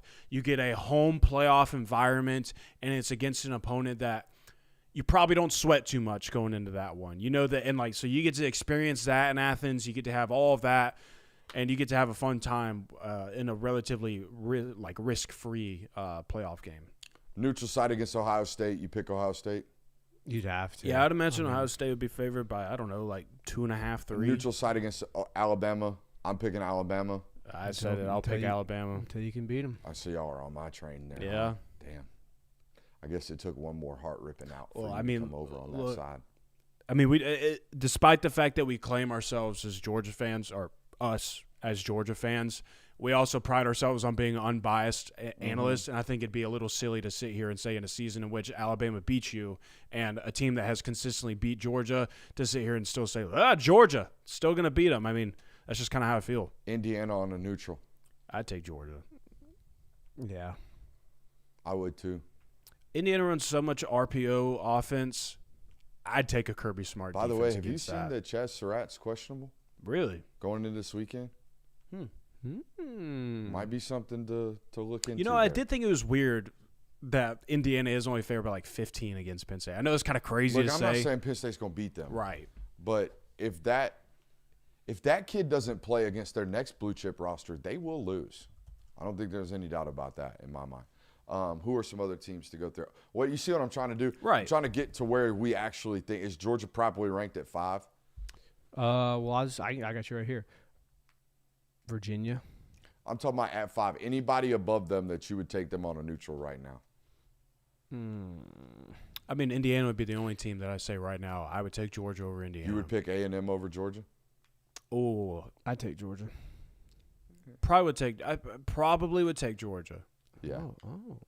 I would probably take A&M. That's what I was going to say is like in all honesty, there are probably two teams right now in the entire playoff field, to be honest, that like two teams at Georgia, like you really don't like the matchup against And those the two rest teams. Rest you would favor them or coin toss it. Yeah. It's Alabama and Ohio State. Yeah, those are the two teams where you're like, I don't know about that one. But the other field, like, you feel fine against, honestly. Not like, oh, yeah, super confident, but like you like your chances against those teams. Hey, if you missed any portion of tonight's broadcast, it is made readily available, however, wherever you get your podcast. Should we give a shout-out to our friends over at Sleeper? If you haven't already, head over to Sleeper today. Use promo code Brooks. You'll get a 100% deposit match. Again, that's promo code Brooks. What is Sleeper? Sleeper is the #1 fantasy sports and gaming app in the industry with the highest growing platform in the world. Over 6 million active users as of 2023. I would imagine that number is escalated quite northward. That's even a word at this point. Shout out to our friends over at Sleeper. Seriously, guys, if you have not headed over there yet and used promo code Brooks to get that 100% deposit match, what are you doing? Again, 100% up to $100 today. Promo code Brooks. Shout out to those guys over at Sleeper.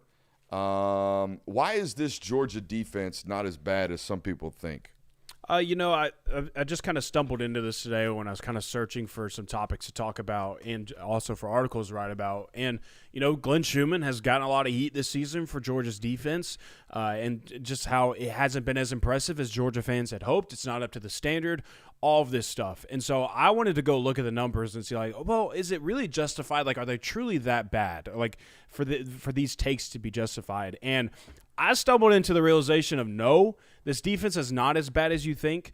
So I'll just run off a couple of stats for you that maybe make you feel a little bit differently about how this defense is playing so far this year. So for starters, Georgia ranks 25th for scoring defense with an average of 19.6 points allowed per game. 17 Power 4 schools rank ahead of them. They rank 7th in the conference for points allowed. The Bulldogs rank 21st in total defense with an average of 309.4 yards allowed per game. They rank 3rd in the conference and 16th amongst Power 4 opponents in that stat. Against the run, Georgia ranks 15th in the country, allowing an average of 94.13 rushing yards per game. That ranks 5th in the conference and 12th amongst Power 4 teams. So, is Georgia a top 5 defense in the country right now? No, they are not, but they are still regarded as one of the best defenses in the country. I mean, to say that you're top 25 in all of those key defensive stats, that's a really good defense. That is a defense that offenses go into a matchup of, I don't know if I like our matchup here. I mean, still playing really sound football. And you're my like stats guy, more, by the way. Right? Mm-hmm. How many football teams that you see when you run these down are consistently top 25 in everything? Aren't most of them either really good at something but bad or decent at something else? They're not really, really good at everything. You see what I'm saying? Most of these defenses are, other than Ohio State, right, are stylistically choosing to be really, really good at one thing, making them bad at something else. Like, for example, I bet South Carolina is really, really good at getting after the quarterback, but bad in some other statistics because they add and dedicate to getting after the quarterback. Yeah, I mean, when you start getting into, like, we really want to create havoc plays. We want to make sure that we're getting after the quarterback. That also tends to allow explosives. And so I'll get into some stats about that as well. Now, there are some bad things about this defense, or I shouldn't say bad. There are some things that make you question them. Like, they rank 65th in the country for passing yards allowed, as teams are averaging 215 passing yards per game. That ranks 9th in the conference. However, they have faced the top 3 passing offenses in the conference right now, that being Ole Miss, Tennessee, and Alabama. All those are top 10 nationally as well. Top 20, yeah. There you go. Top 20 nationally. And then also the third down issues. They rank 76th in the country for opponent third down conversion rate. Teams are converting 39.25% of the time. Yeah, you're giving it up through the air right now, but you have faced the 3 best teams in the conference at doing exactly that, and 3 teams that are some of the best in the entire country at doing just that. So you've been tested. I mean, you've had to face the best of the best when it comes to throwing the football, and that's not exactly a bad thing for a secondary unit that is young. They're inexperienced, and we've seen them grow, and I think that's a big reason why you have seen the growth out of those young defensive backs, because they've had to play some really good ones. Let's get into back to some of the good, though. Georgia ranks 13th in the country for opponent red zone conversion rate, as teams are scoring just 72% of the time when they get in that area of the field. Of the 22 red zone trips opponents have had versus Georgia, 13 have resulted in touchdowns and 3 have resulted in field goals. That means of 6 trips, it resulted in 0 points put on the board.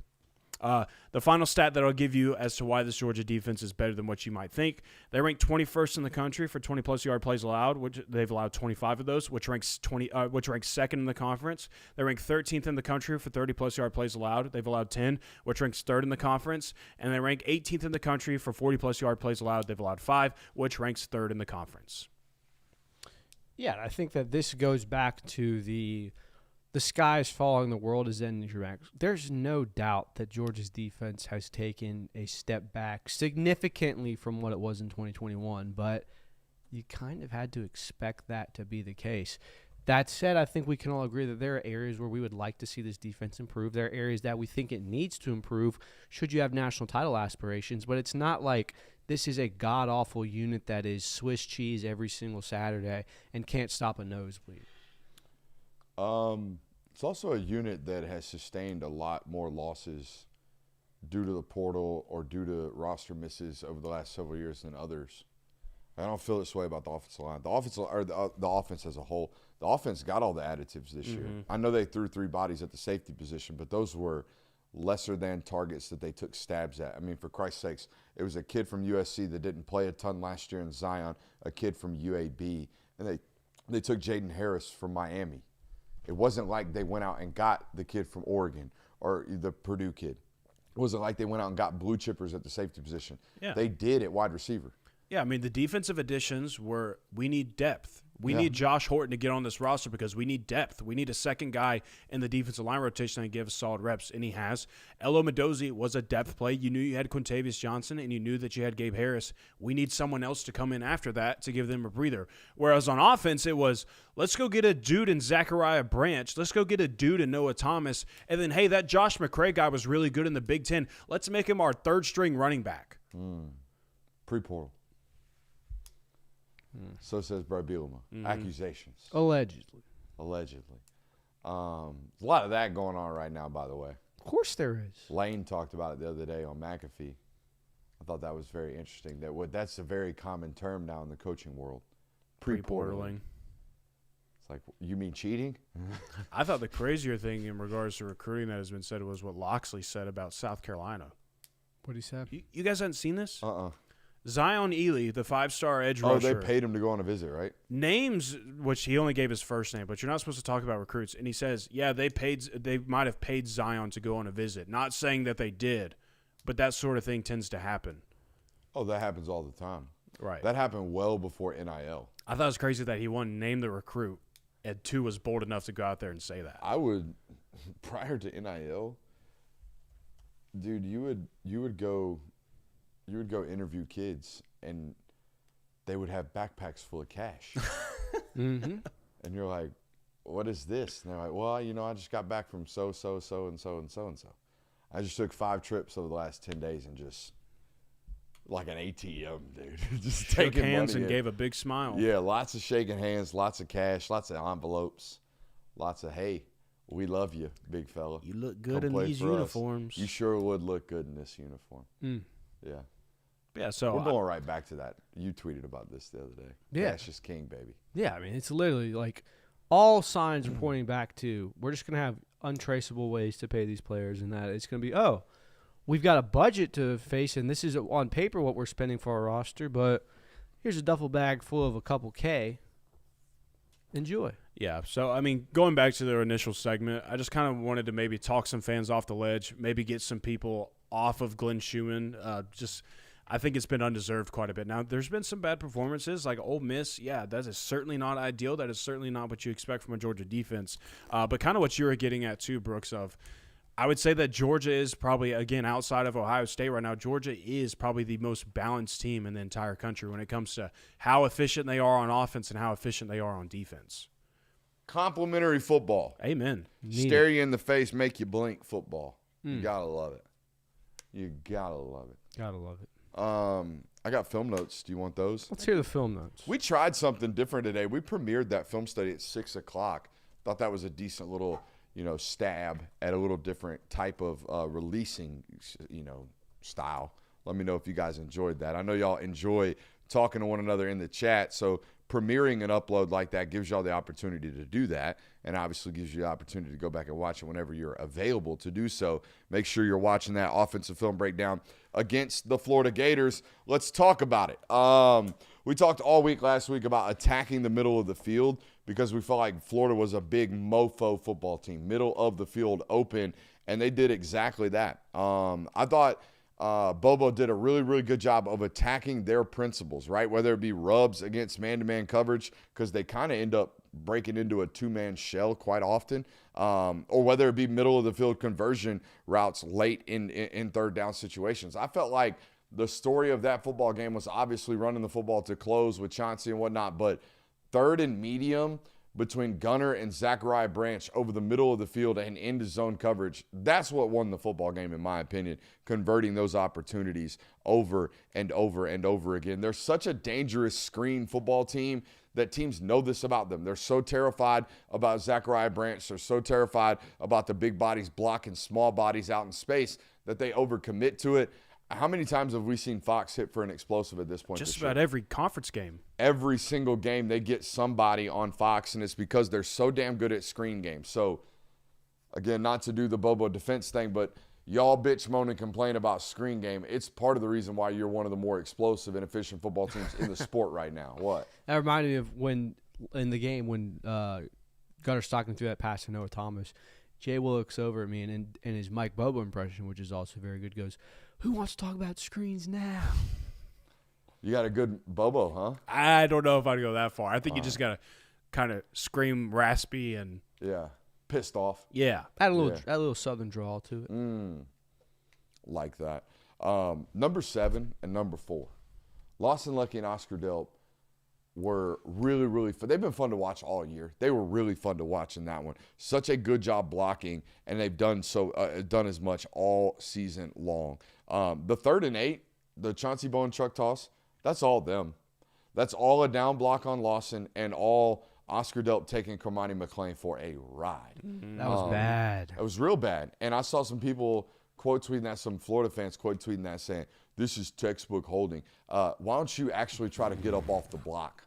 You know, why don't you actually try to get up off the block instead of getting walked your ass to the sideline and then thrown like you're a piece of paper? That looked like a player that just accepted their fate. Was like, oh, yeah, lost this one. Which is exactly why he didn't get a hold. Because if you put your feet in the ground right there at any point and try to stop Oscar's momentum, that outside hand gets exposed. But instead, we just take it. We take it to the face. Oh, you got me. Oh, you got me. Screen game. Dude, how about traditional halfback screen? Yeah, I haven't seen those in a while. Dude, first time in a decade. That thing had cobwebs on it. Yeah, man. So much so that we busted the assignment on it. Yeah, we did. Yeah. It's unfortunate. It's exciting to see, though. Unfortunate. And we ran it with Cash Jones, Brooks. God. Ran it with Cash Jones. You know, I felt like Cash had 2 plays that would have gone for maybe 60 total yards. The halfback screen, if Drew actually is an inside wall player, and I think the right guard, Donnie, is the outside wall player, and Micah is the peel player. If Drew Bobo is the inside wall player like he's supposed to be, that probably goes for 30 yards. The 3rd and 6 that Cash Jones converts with a 15-yard completion gets called back for a block in the back on Dylan Bell. And, you know, 680 The Fan radio guys are still calling for Keep jobs. looking at the stats reference. He doesn't all you deserve want. to be on the field. They don't even deserve a scholarship, even though he don't got one. It's ridiculous. Yeah, man. I'm sorry you have to deal with that, Cash. I'm sorry, too. Oscar's becoming more and more explosive after the catch. I don't know if he was like – he's always been a great athlete. He's always been a great mover. But I feel like it's been a difference the last couple of games when he's had the ball in his hand. I think he's quicker. Yeah. I think that He gets to top speed faster. Yeah, I think that he no longer – I think last year they really tried to make him that, hey, you're the inline guy for us. We need you to really, really be a blocker this year. And this year his body type has kind of been more of a hybrid utilization of that, where he's still able to block, but he is able to make moves in open field. That acceleration against Kentucky is the fastest I've seen him run since he got to Georgia. Yeah, I mean, I think it was partially due to the fact that, like the very last year of Brock being here, you really had to lean into Oscar being, like, the true end-of-line tight end blocking guy, and I think that kind of carried over the next couple of years. And then it was, oh, this guy is one of our better weapons out in space. Let's try and do that, and he's looked extremely well. It's the first time in several weeks the young offensive lines had several missed assignments. Wasn't great. And it was just the young guys, too. And Gunnar bailed you out of a couple.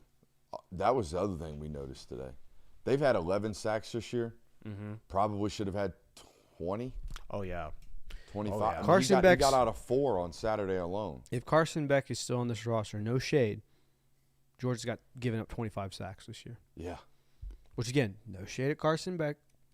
It's just reality. Not as mobile as Gunnar The Stockton. amount of times there is a defender that should sack him and make it 2nd and 15, and it becomes 2nd and 9. The steady spin on the Oh, free dude, edge the defender. Stetson? The Stetson spin? The Stetson. Did you call it the steady spin? Yeah. And that's not You even. just short Stetson to steady? Oh, Mr. Are you Mr. the first, Short. Are you short the first one to words. do that, though? Yeah, is I was all going to I'm say, you're saying. Mr. Enunciation. No, steady's over. Steady's been used. Chillax, abbreviation. Bro. Chillax, bro.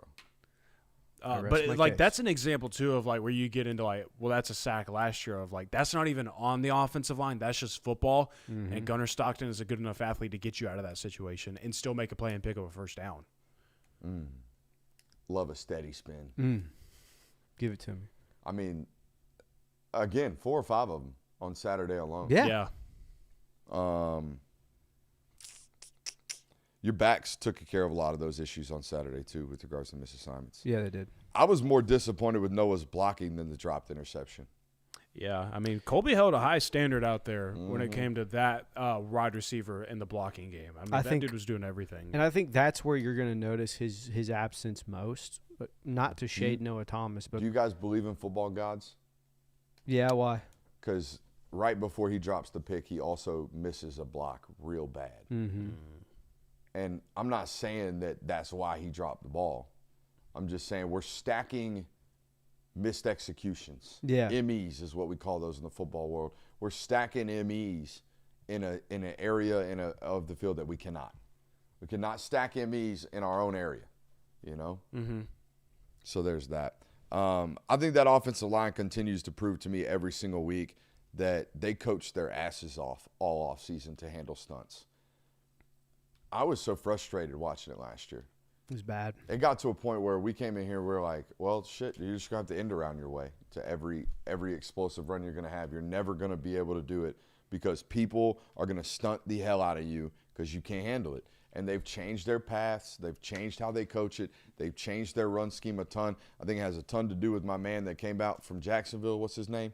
The offensive line coach that's up there.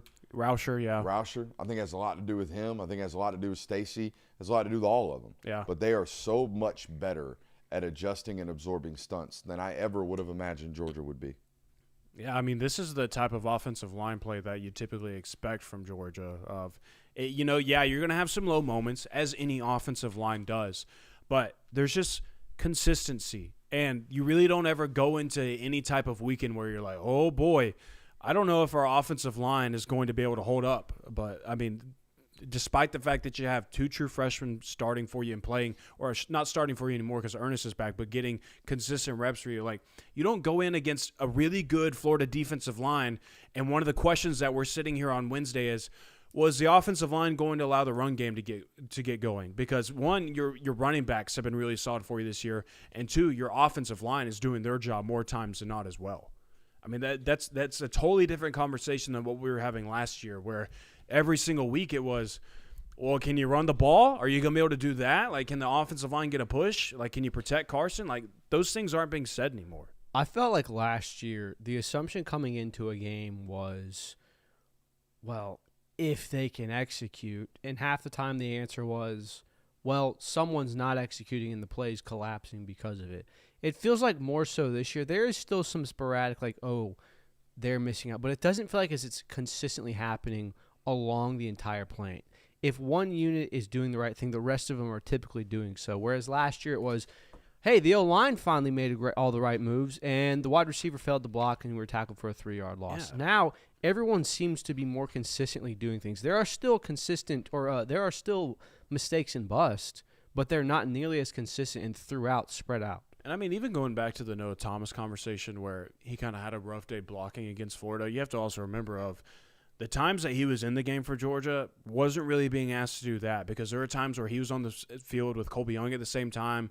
So this is somewhat of a new role in, like, thing that he is asked to do consistently when he is on the field. I would expect that he gets better at that as every single week passes. People worried about my recurring segment with 680. But Chuck and Chernoff, well, they ain't got no problems with me. I ain't got no bones about that. I love folks. Chuck and Chernoff. We love Chuck and Chernoff. I've been listening to them for a long time. I mean, since I was in my ute. I mean, they even give me some love every now and then. I'm saying they're good people. We ain't got no beef about that. No, there not was at all. one specific host that decided he wanted to lambaste Cash Jones. Yeah, and it's a guy that really isn't known for speaking on Georgia football, I don't believe. Yeah, it felt like he just wanted to get a takeoff, and I'm not. Ran into the not conversation. It's not the one to do. I don't think you need to do that about anybody like that. That was crazy. Yeah, that was. We're good on that. That offensive line, I think, again, back to the death sentence of offenses previously were stunts and run stunts. And you've handled that a lot. I think the best thing that this offensive line has provided you is that when you get past, when you get into the green zone and the red zone, you feel confident enough that run game and offensive line is going to will their way into the end zone just about every single time.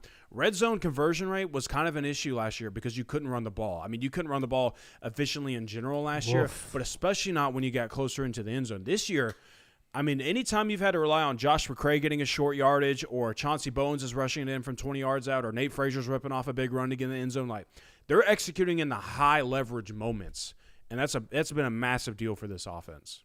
I think plain and simple, the ability to run the football has been what has increased this offense's ability to move. And yes, the limiting of drops and other execution issues, but overall, Kirby Smart put an emphasis on we are going to run the football this year.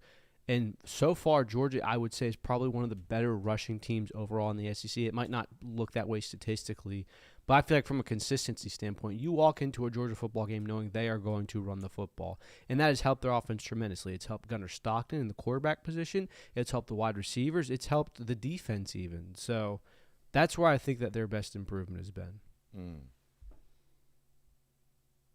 Wide receivers drop rates improved dramatically. Oh, yeah. Yeah. Big time. You're better in the criticals. Your average down and distance on third down is so much shorter. But we You're also so much better at running the ball. We also felt like last year's drops were such an anomaly. To at some point, at a midpoint of the dam season, would break. Yeah, we were even like, we can't explain this. It's not like the balls are bad. It's not like they're contested. It's not like the receiver talent is bad. I mean, it's been proven that was an anomaly because Dylan Bell was a victim of these at times last year, where it seemed like just didn't have the confidence maybe that he needed to last year. And then this year, what do you know? Dylan Bell looks like the guy he was in 2023 where they're giving 50-50 balls to, and he's pulling those down at like an 85% clip right now. Yeah, he's catching slants, like Gunnar Stockton slants. Piss missile. Which are not in the end zone. Which are not touch throws. If Gunnar Stockton's throwing you a slant, it's going to hurt. Well, I think the other thing about people saying audio is barely hearable, I don't know what that is. Turn me up some. No, I'm just kidding. I think Gunner's done such a great job of putting balls on people. Like the balls that he throws to Zachariah Branch are undroppable. They're catching him. Yeah. You know what I mean? Yeah. And I think that was by design. I think that might have been by design. I think Zachariah had what most people would consider to be drop concerns last year at USC. And when we evaluated him, most of them were balls that were put out in front of his face where his arms aren't the longest, and he can't quite get to the catch radius. Now he's getting balls put on his belly, and that's totally different. Yeah. You're so immature. You're so Can't help immature. Can't ever let one slide. I mean, you Can't help it, man. You can't just let it ride. So immature. Can't help it. Do you think that's a for life thing? I hope so. Like, you think you're going to be 38 years old doing this job, and it's like Chuckling because balls. someone said something sussy? Yeah, dude, it's fun. It makes life better. Okay. It makes me happy. Speaking of making me happy, let's give a shout out over to our friends over at Ridge. Ridge Wallet. If you've got a leather wallet, throw that thing in the trash, dude. This is the future.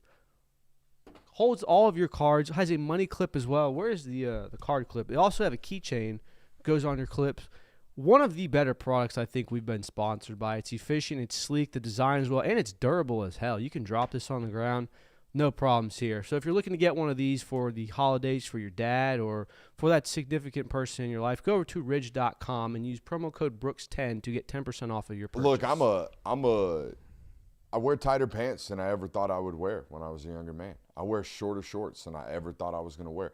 Nothing will jack that steez up more than a big, thick, ugly wallet. Oh. You know what I mean? We got to have a wallet on us at all times. People have Velcro wallets now. Couldn't look, be me. Christmas is Couldn't coming be me. up right now. Christmas is coming up, 10% off using promo code Brooks10. Not only that, guys, y'all know how bad I am about charging my phone. It's like I never even have to do it anymore. I charge my my Ridge power bank, and I'm done for 2 days, it feels like. I'm good to go. And not only that, nice little kickstand. Nice little kickstand. Shout out to our friends over at Ridge, promo code Brooks10. 5 things that make you worry about this football game. I got 9. You have 9. Yep. Well, I that got doesn't sound 9 good. things that concern me about this football game. You couldn't think of one more? Make it an even 10? Nope. Couldn't even strain my brain to find number 10. Had to keep it at a tight 9. All right, well, let's hear them then. You want it 1 to 9 or 9 to 1? 9-1.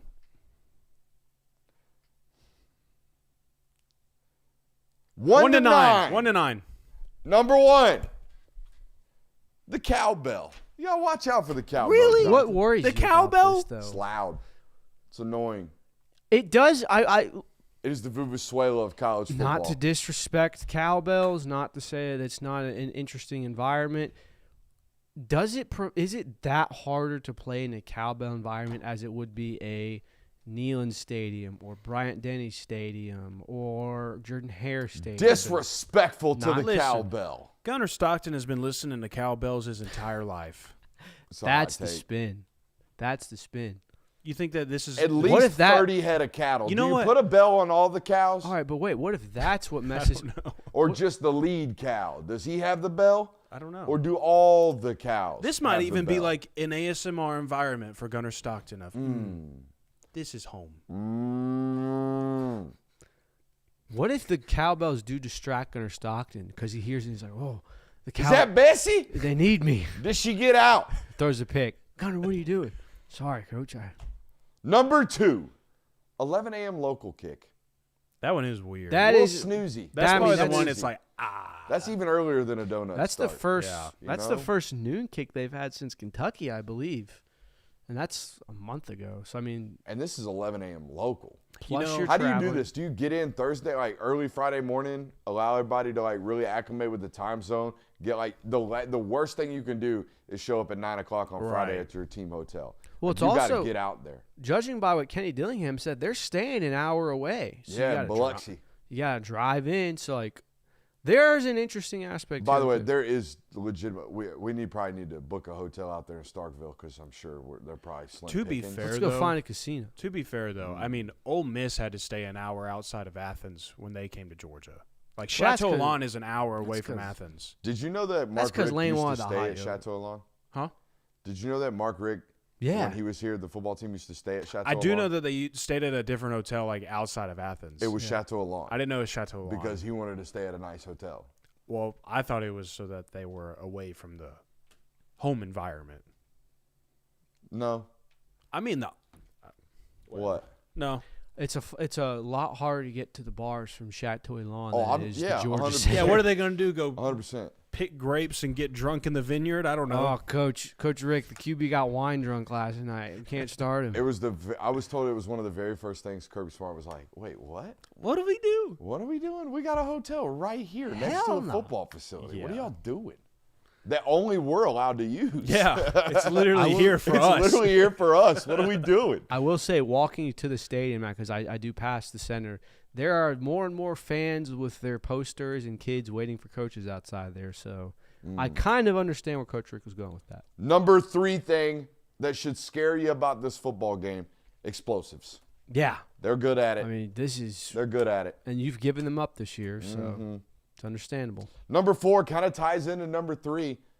A lot of speed at wide receiver. Yeah. A lot of speed. It's also, I think there's an added element of this is a guy that you played. This is someone you had on your team. So there's going to be a revenge aspect for that. Now, I know that they don't play that game, and that's not something, but pay attention to what Anthony Evans does in this game and how much he's featured if they can try to get him on some vertical stretches because he's fast. Any pain or regret there? No. I mean, You immediately said no. I thought you were talking about for him, No, I'm obviously. talking no. about for you as a Georgia fan. Losing him? Losing him. The trade-off was, Where would he fit right now? That's the question. I mean, He had isn't nowhere to Zachariah Branch taking his reps? Yeah, I mean, Anthony is a slot receiver. I don't think he would play Z for you no. No. I think because your Z has to, like, wham. Your Z has to block on duo. having someone who can stress you as vertically as he does would have been nice to have on this roster because I don't know if you necessarily have that. Maybe Noah Thomas can become that, but other than that, I think that we can agree that Anthony Evans didn't necessarily fit the Georgia scheme. He's perfect for that I would say it's one of those examples of both parties it worked out. Like, Yeah. It was a good decision for both parties. Also, I think it would be good for Georgia to just, like, stop recruiting track-only guys. They really haven't done that. He was the last one. Yeah. They had a bad track Yeah, of every that. class. Now, one of them ended up being a leading receiver on a bad wide receiver core last year in Arian Smith. Yeah, I mean, Could have now, had 1,000, by the way. now the speed guys are like, oh, this guy's fast, like Marchese down at where's it, Cartersville? Marchese. Yeah, that's how you say it. Like, Brady Marchese. he can burn with the best of them, but that guy also is just Ball player. That's a good ball player. Yeah. Mm-hmm. So he has both of it. We love that. Like Landon Roldan, maybe. Yeah, that dude is playing at every single position for North Oconee. A ball player, and he can burn. Number 5. It's a confident Mississippi State bunch. Yeah, they broke through the glass ceiling last week. Like Mm-hmm. you beat Arkansas. It's Arkansas, but they got that SEC victory. And Kirby Smart said it. When you have something that validates all of the hard work and all of the stress and tribulations that you go through, when you finally get that conference win, you do come. It's a little easier to come to the facility the next day. It's a little easier to practice, even if the 5th-ranked team in the country is coming to town. So this will be a confident Mississippi State team, even if that they might not necessarily on paper match up with you. Mm-hmm.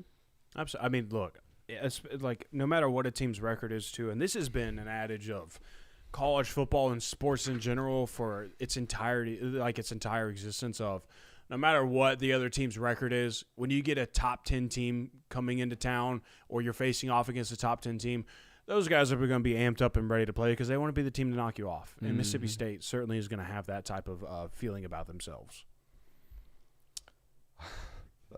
A random tweet I want to read. It says, update, Sexton is pulling out all the stops, spoke with someone very close to Franklin who was confident a deal would be done in the past 2 days with Virginia Tech. That is no longer the case. The quote tweet says, Virginia Tech experiencing Jimmy Sexton for the first time is like watching a caveman discover fire. Oh, wait a minute. You mean the Virginia Tech and James Franklin negotiations fell through after Hugh Freeze got fired? It's crazy, isn't it? That Jimmy Sexton, he sure is hard to deal with. Yeah. Pretty good at his job. He's great I at his did job. not realize this He's until got the Louisiana governor crashing out over it. until Roman mentioned it. Arkansas had 18 penalties for 193 yards against Mississippi State. No discipline. So if you want to blow a fourth quarter lead, Wow. that'll help. I don't know if I've ever seen anything That's like gotta that. be a record. Yeah, I don't know if I've ever seen anything like that. No. Miami went for over 200 in that one game. Remember? Mm-hmm. It was on the documentary. The bowl game, yeah. the Cotton Bowl against whoever the hell they beat the hell out of. They had 200 penalties. I think I want to say by like halftime they had 110. Oof. They had 110 penalties and were up like 35-0. 18 penalties is insane. That is crazy. Those teams were so Compared to 4 for Mississippi State. Don't get penalized, Georgie. Dude, that was at Arkansas, too. Number 6. You struggled at Mississippi State last time? In the first half. In the first half. And then You Ladd mixed numbers McConkey last week. took like a explosive play for a touchdown. End around. Immediately. Thought I watched it. Show some effort on it. Yeah, play. he did. And then it was like, oh, Georgia. Go ahead. All right, look. Go I'll, ahead. I'll just remember this next time you go, oh, we're yawning now? That's all I said.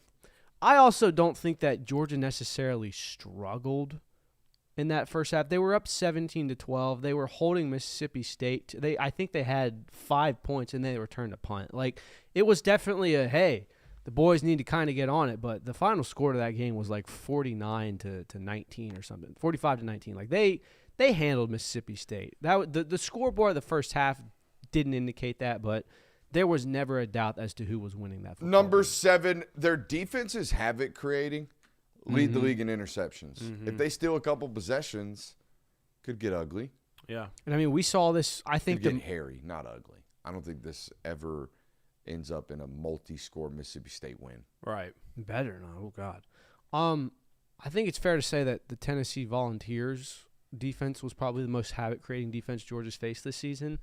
And there were times, I mean, they got a free possession off of it. They almost won the game. They could have won the game off of it, off of that forced fumble for Gunnar Stockton. So havoc is definitely something to pay attention here in this game. And I think that it certainly warrants a red flag. The good news is that your quarterback has done a tremendous job with protecting the ball. Like in regards to throwing interceptions, that's not something he has done. I think it's a reason why you saw Tennessee get into some trouble against Mississippi State, because as good as Joey Aguilar has been for Tennessee, that guy's also prone to throwing 2 interceptions in a game. Yeah, and also I want to give credit to Gunnar Stockton, because coming into this season, I think the big worry was the elongated release and the time to throw. You're going to get a lot of strip sacks, I felt like. We saw a lot. We saw them in Texas. We saw it against Notre Dame in the Sugar Bowl. I really don't think that there's been a backside defender to force a fumble against Gunnar Stockton this year. Not to a drastic point where it's like, oh, it's because his release was taking so long. Well, it helps that your left tackle has a left arm. It also helps that as well, yes. I think the last 5 games of the season last year, he didn't. Whether it was Monroe or Ernest. Yeah, Tennessee on. You didn't have a left tackle with a left arm. Yeah. That was a banged-up football team. Yeah. Hard to win that way, you know, when you can't really punch with your outside arm. Golly, 57's a turnstile. 57's first-round draft pick. Okay. Yep. Number 8.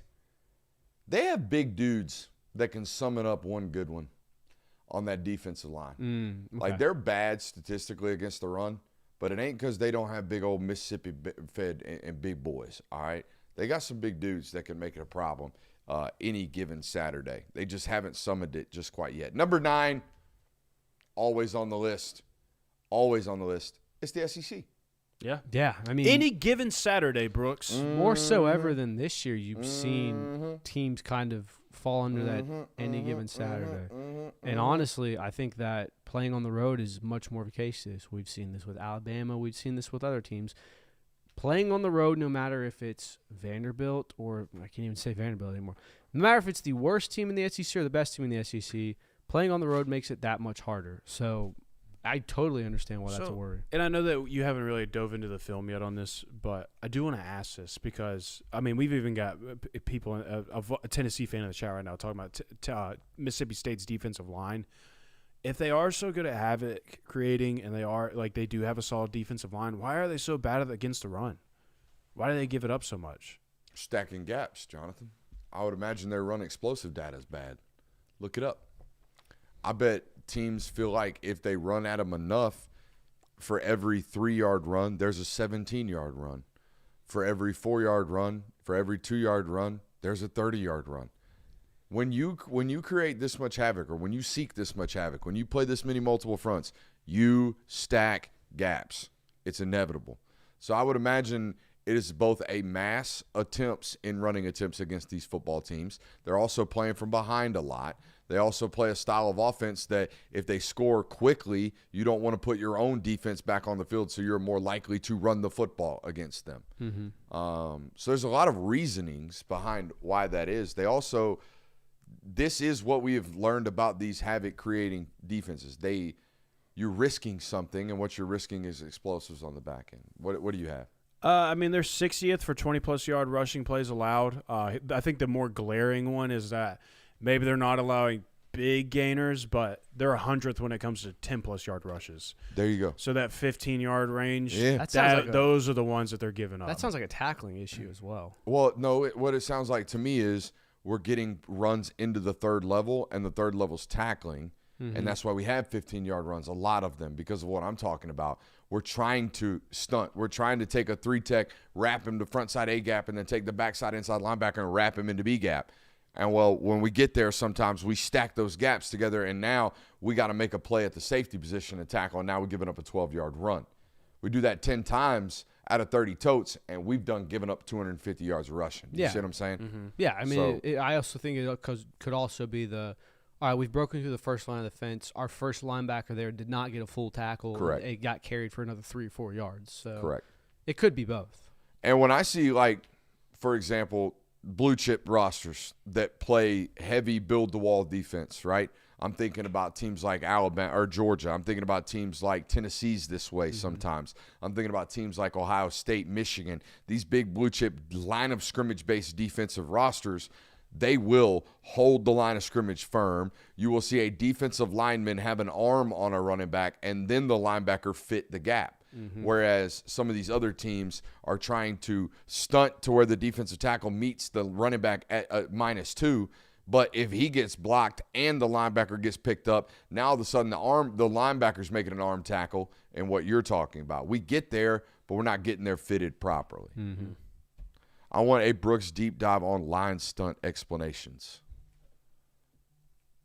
All you need to know about is nut, baby. Nut and ton. Nut and ton. Ton and nut. Whoa. That's all you need to know. I'm not going to laugh at that one. That's all you need to know. Tackle under nose, nose under tackle. Ton in the nut. Fantasy update. Ooh, don't have that. Got a little bogged down on some other things. My apologies. What were you everybody. doing, Jonathan? I was getting an article prepared for the rankings. You write? I do. Where do you write? I write over on Bulldogs on SI. Oh, wow. How if one were to want to read your work, where would they go? si.com/college/Georgia? Yep. Or if you just Google Bulldogs on SI, it'll pop right up. Oh, wow. You know what? You might even be able to Google Jonathan Williams SI, and that might pop right up for you. Let's see. Apparently they got Unc perturbed in the Discord right about now. Y'all need to chill out. I don't know, but y'all got Unc all upset. What do you know? If you Google Jonathan Williams SI, first thing that pops up for you, followed by my Twitter page, where you can also you Googleable?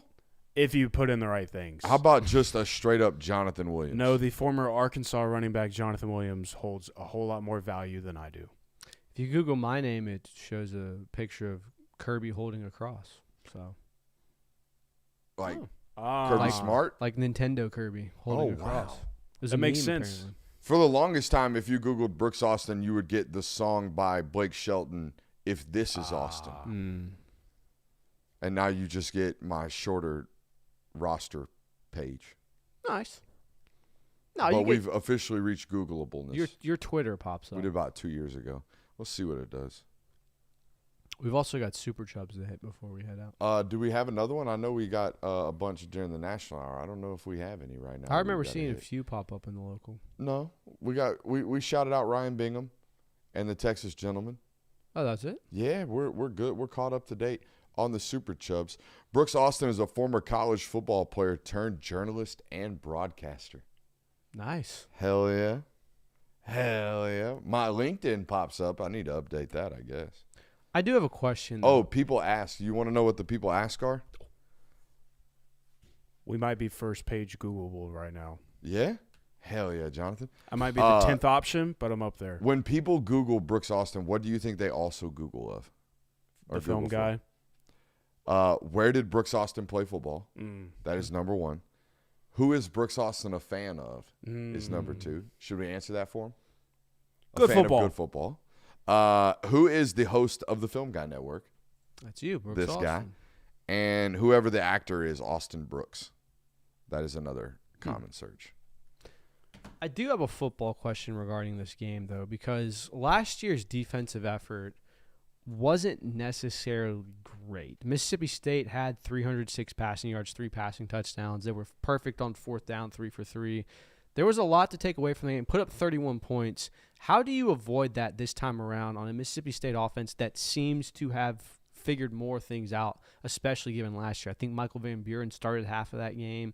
They had a couple injuries all around. He may have started full time. I can't remember. I don't think Chafin was available after like week 3 last I think Blake year. Shapen was hurt, but I do remember. I might be misremembering. Either way, how do you avoid that performance? How do you avoid the quarterback lighting you up? Yeah. Strap up, big dog. Yeah, you got to play tight coverage out on the edge. Like, that's the other thing about this offense. They play with such pace that they're going to get one-on-ones. There ain't no ifs, ands, or buts about it. So, yeah, play the ball in there and play it comfortably. You know? Who did they throw for last year? Michael Van Buren threw for 306 yards last year. Yeah, so. And I would bet 160 of that was in the second half. Probably, yeah. I feel like he made a lot of plays outside the pocket last year Mhm. against you guys, extended plays. I don't think this guy is that. Chafin doesn't strike me as that. No. I mean, you just got to do your best to make sure of if you're going to throw your way down the field, then you got to do it in 15, 10 plays. Yeah, you're It gonna can't be, you're gonna have 4 to- plays, Mississippi State touchdown. You're gonna have to Mike Leach it down the field if you want. Nerds clusters. Those are pretty good. Overrated. I'm not putting them in top 5, but they're pretty good. Don't like them. Okay. Super Chubs? We already got to him. Oh, really? We already talked about I it. said that. Come on, Jay. Well, He was- I thought you were making your final point, then we were doing Super Chubs. You were too busy Googling yourself. I was. Trying to see I how was. famous you were. Look, man, I just want to know, am I getting pulled yet? Am I doing the right things? It's understandable. No, I get it. Make sure you're hitting that thumbs up button on your way out. We have a bunch of content coming up the rest of the week. Got film studies coming out tomorrow. We'll have another live stream, obviously, tomorrow night as well. Make sure you hit that thumbs up button on your way out. I love you guys. We will see y'all tomorrow. They're calling me Cowbell Kirby now? Yeah, dog. Better than KGB Kirby, though. Oh, that one will stick around. Don't worry. Cowbell Kirby. I've never been a Mississippi State fan once in my life.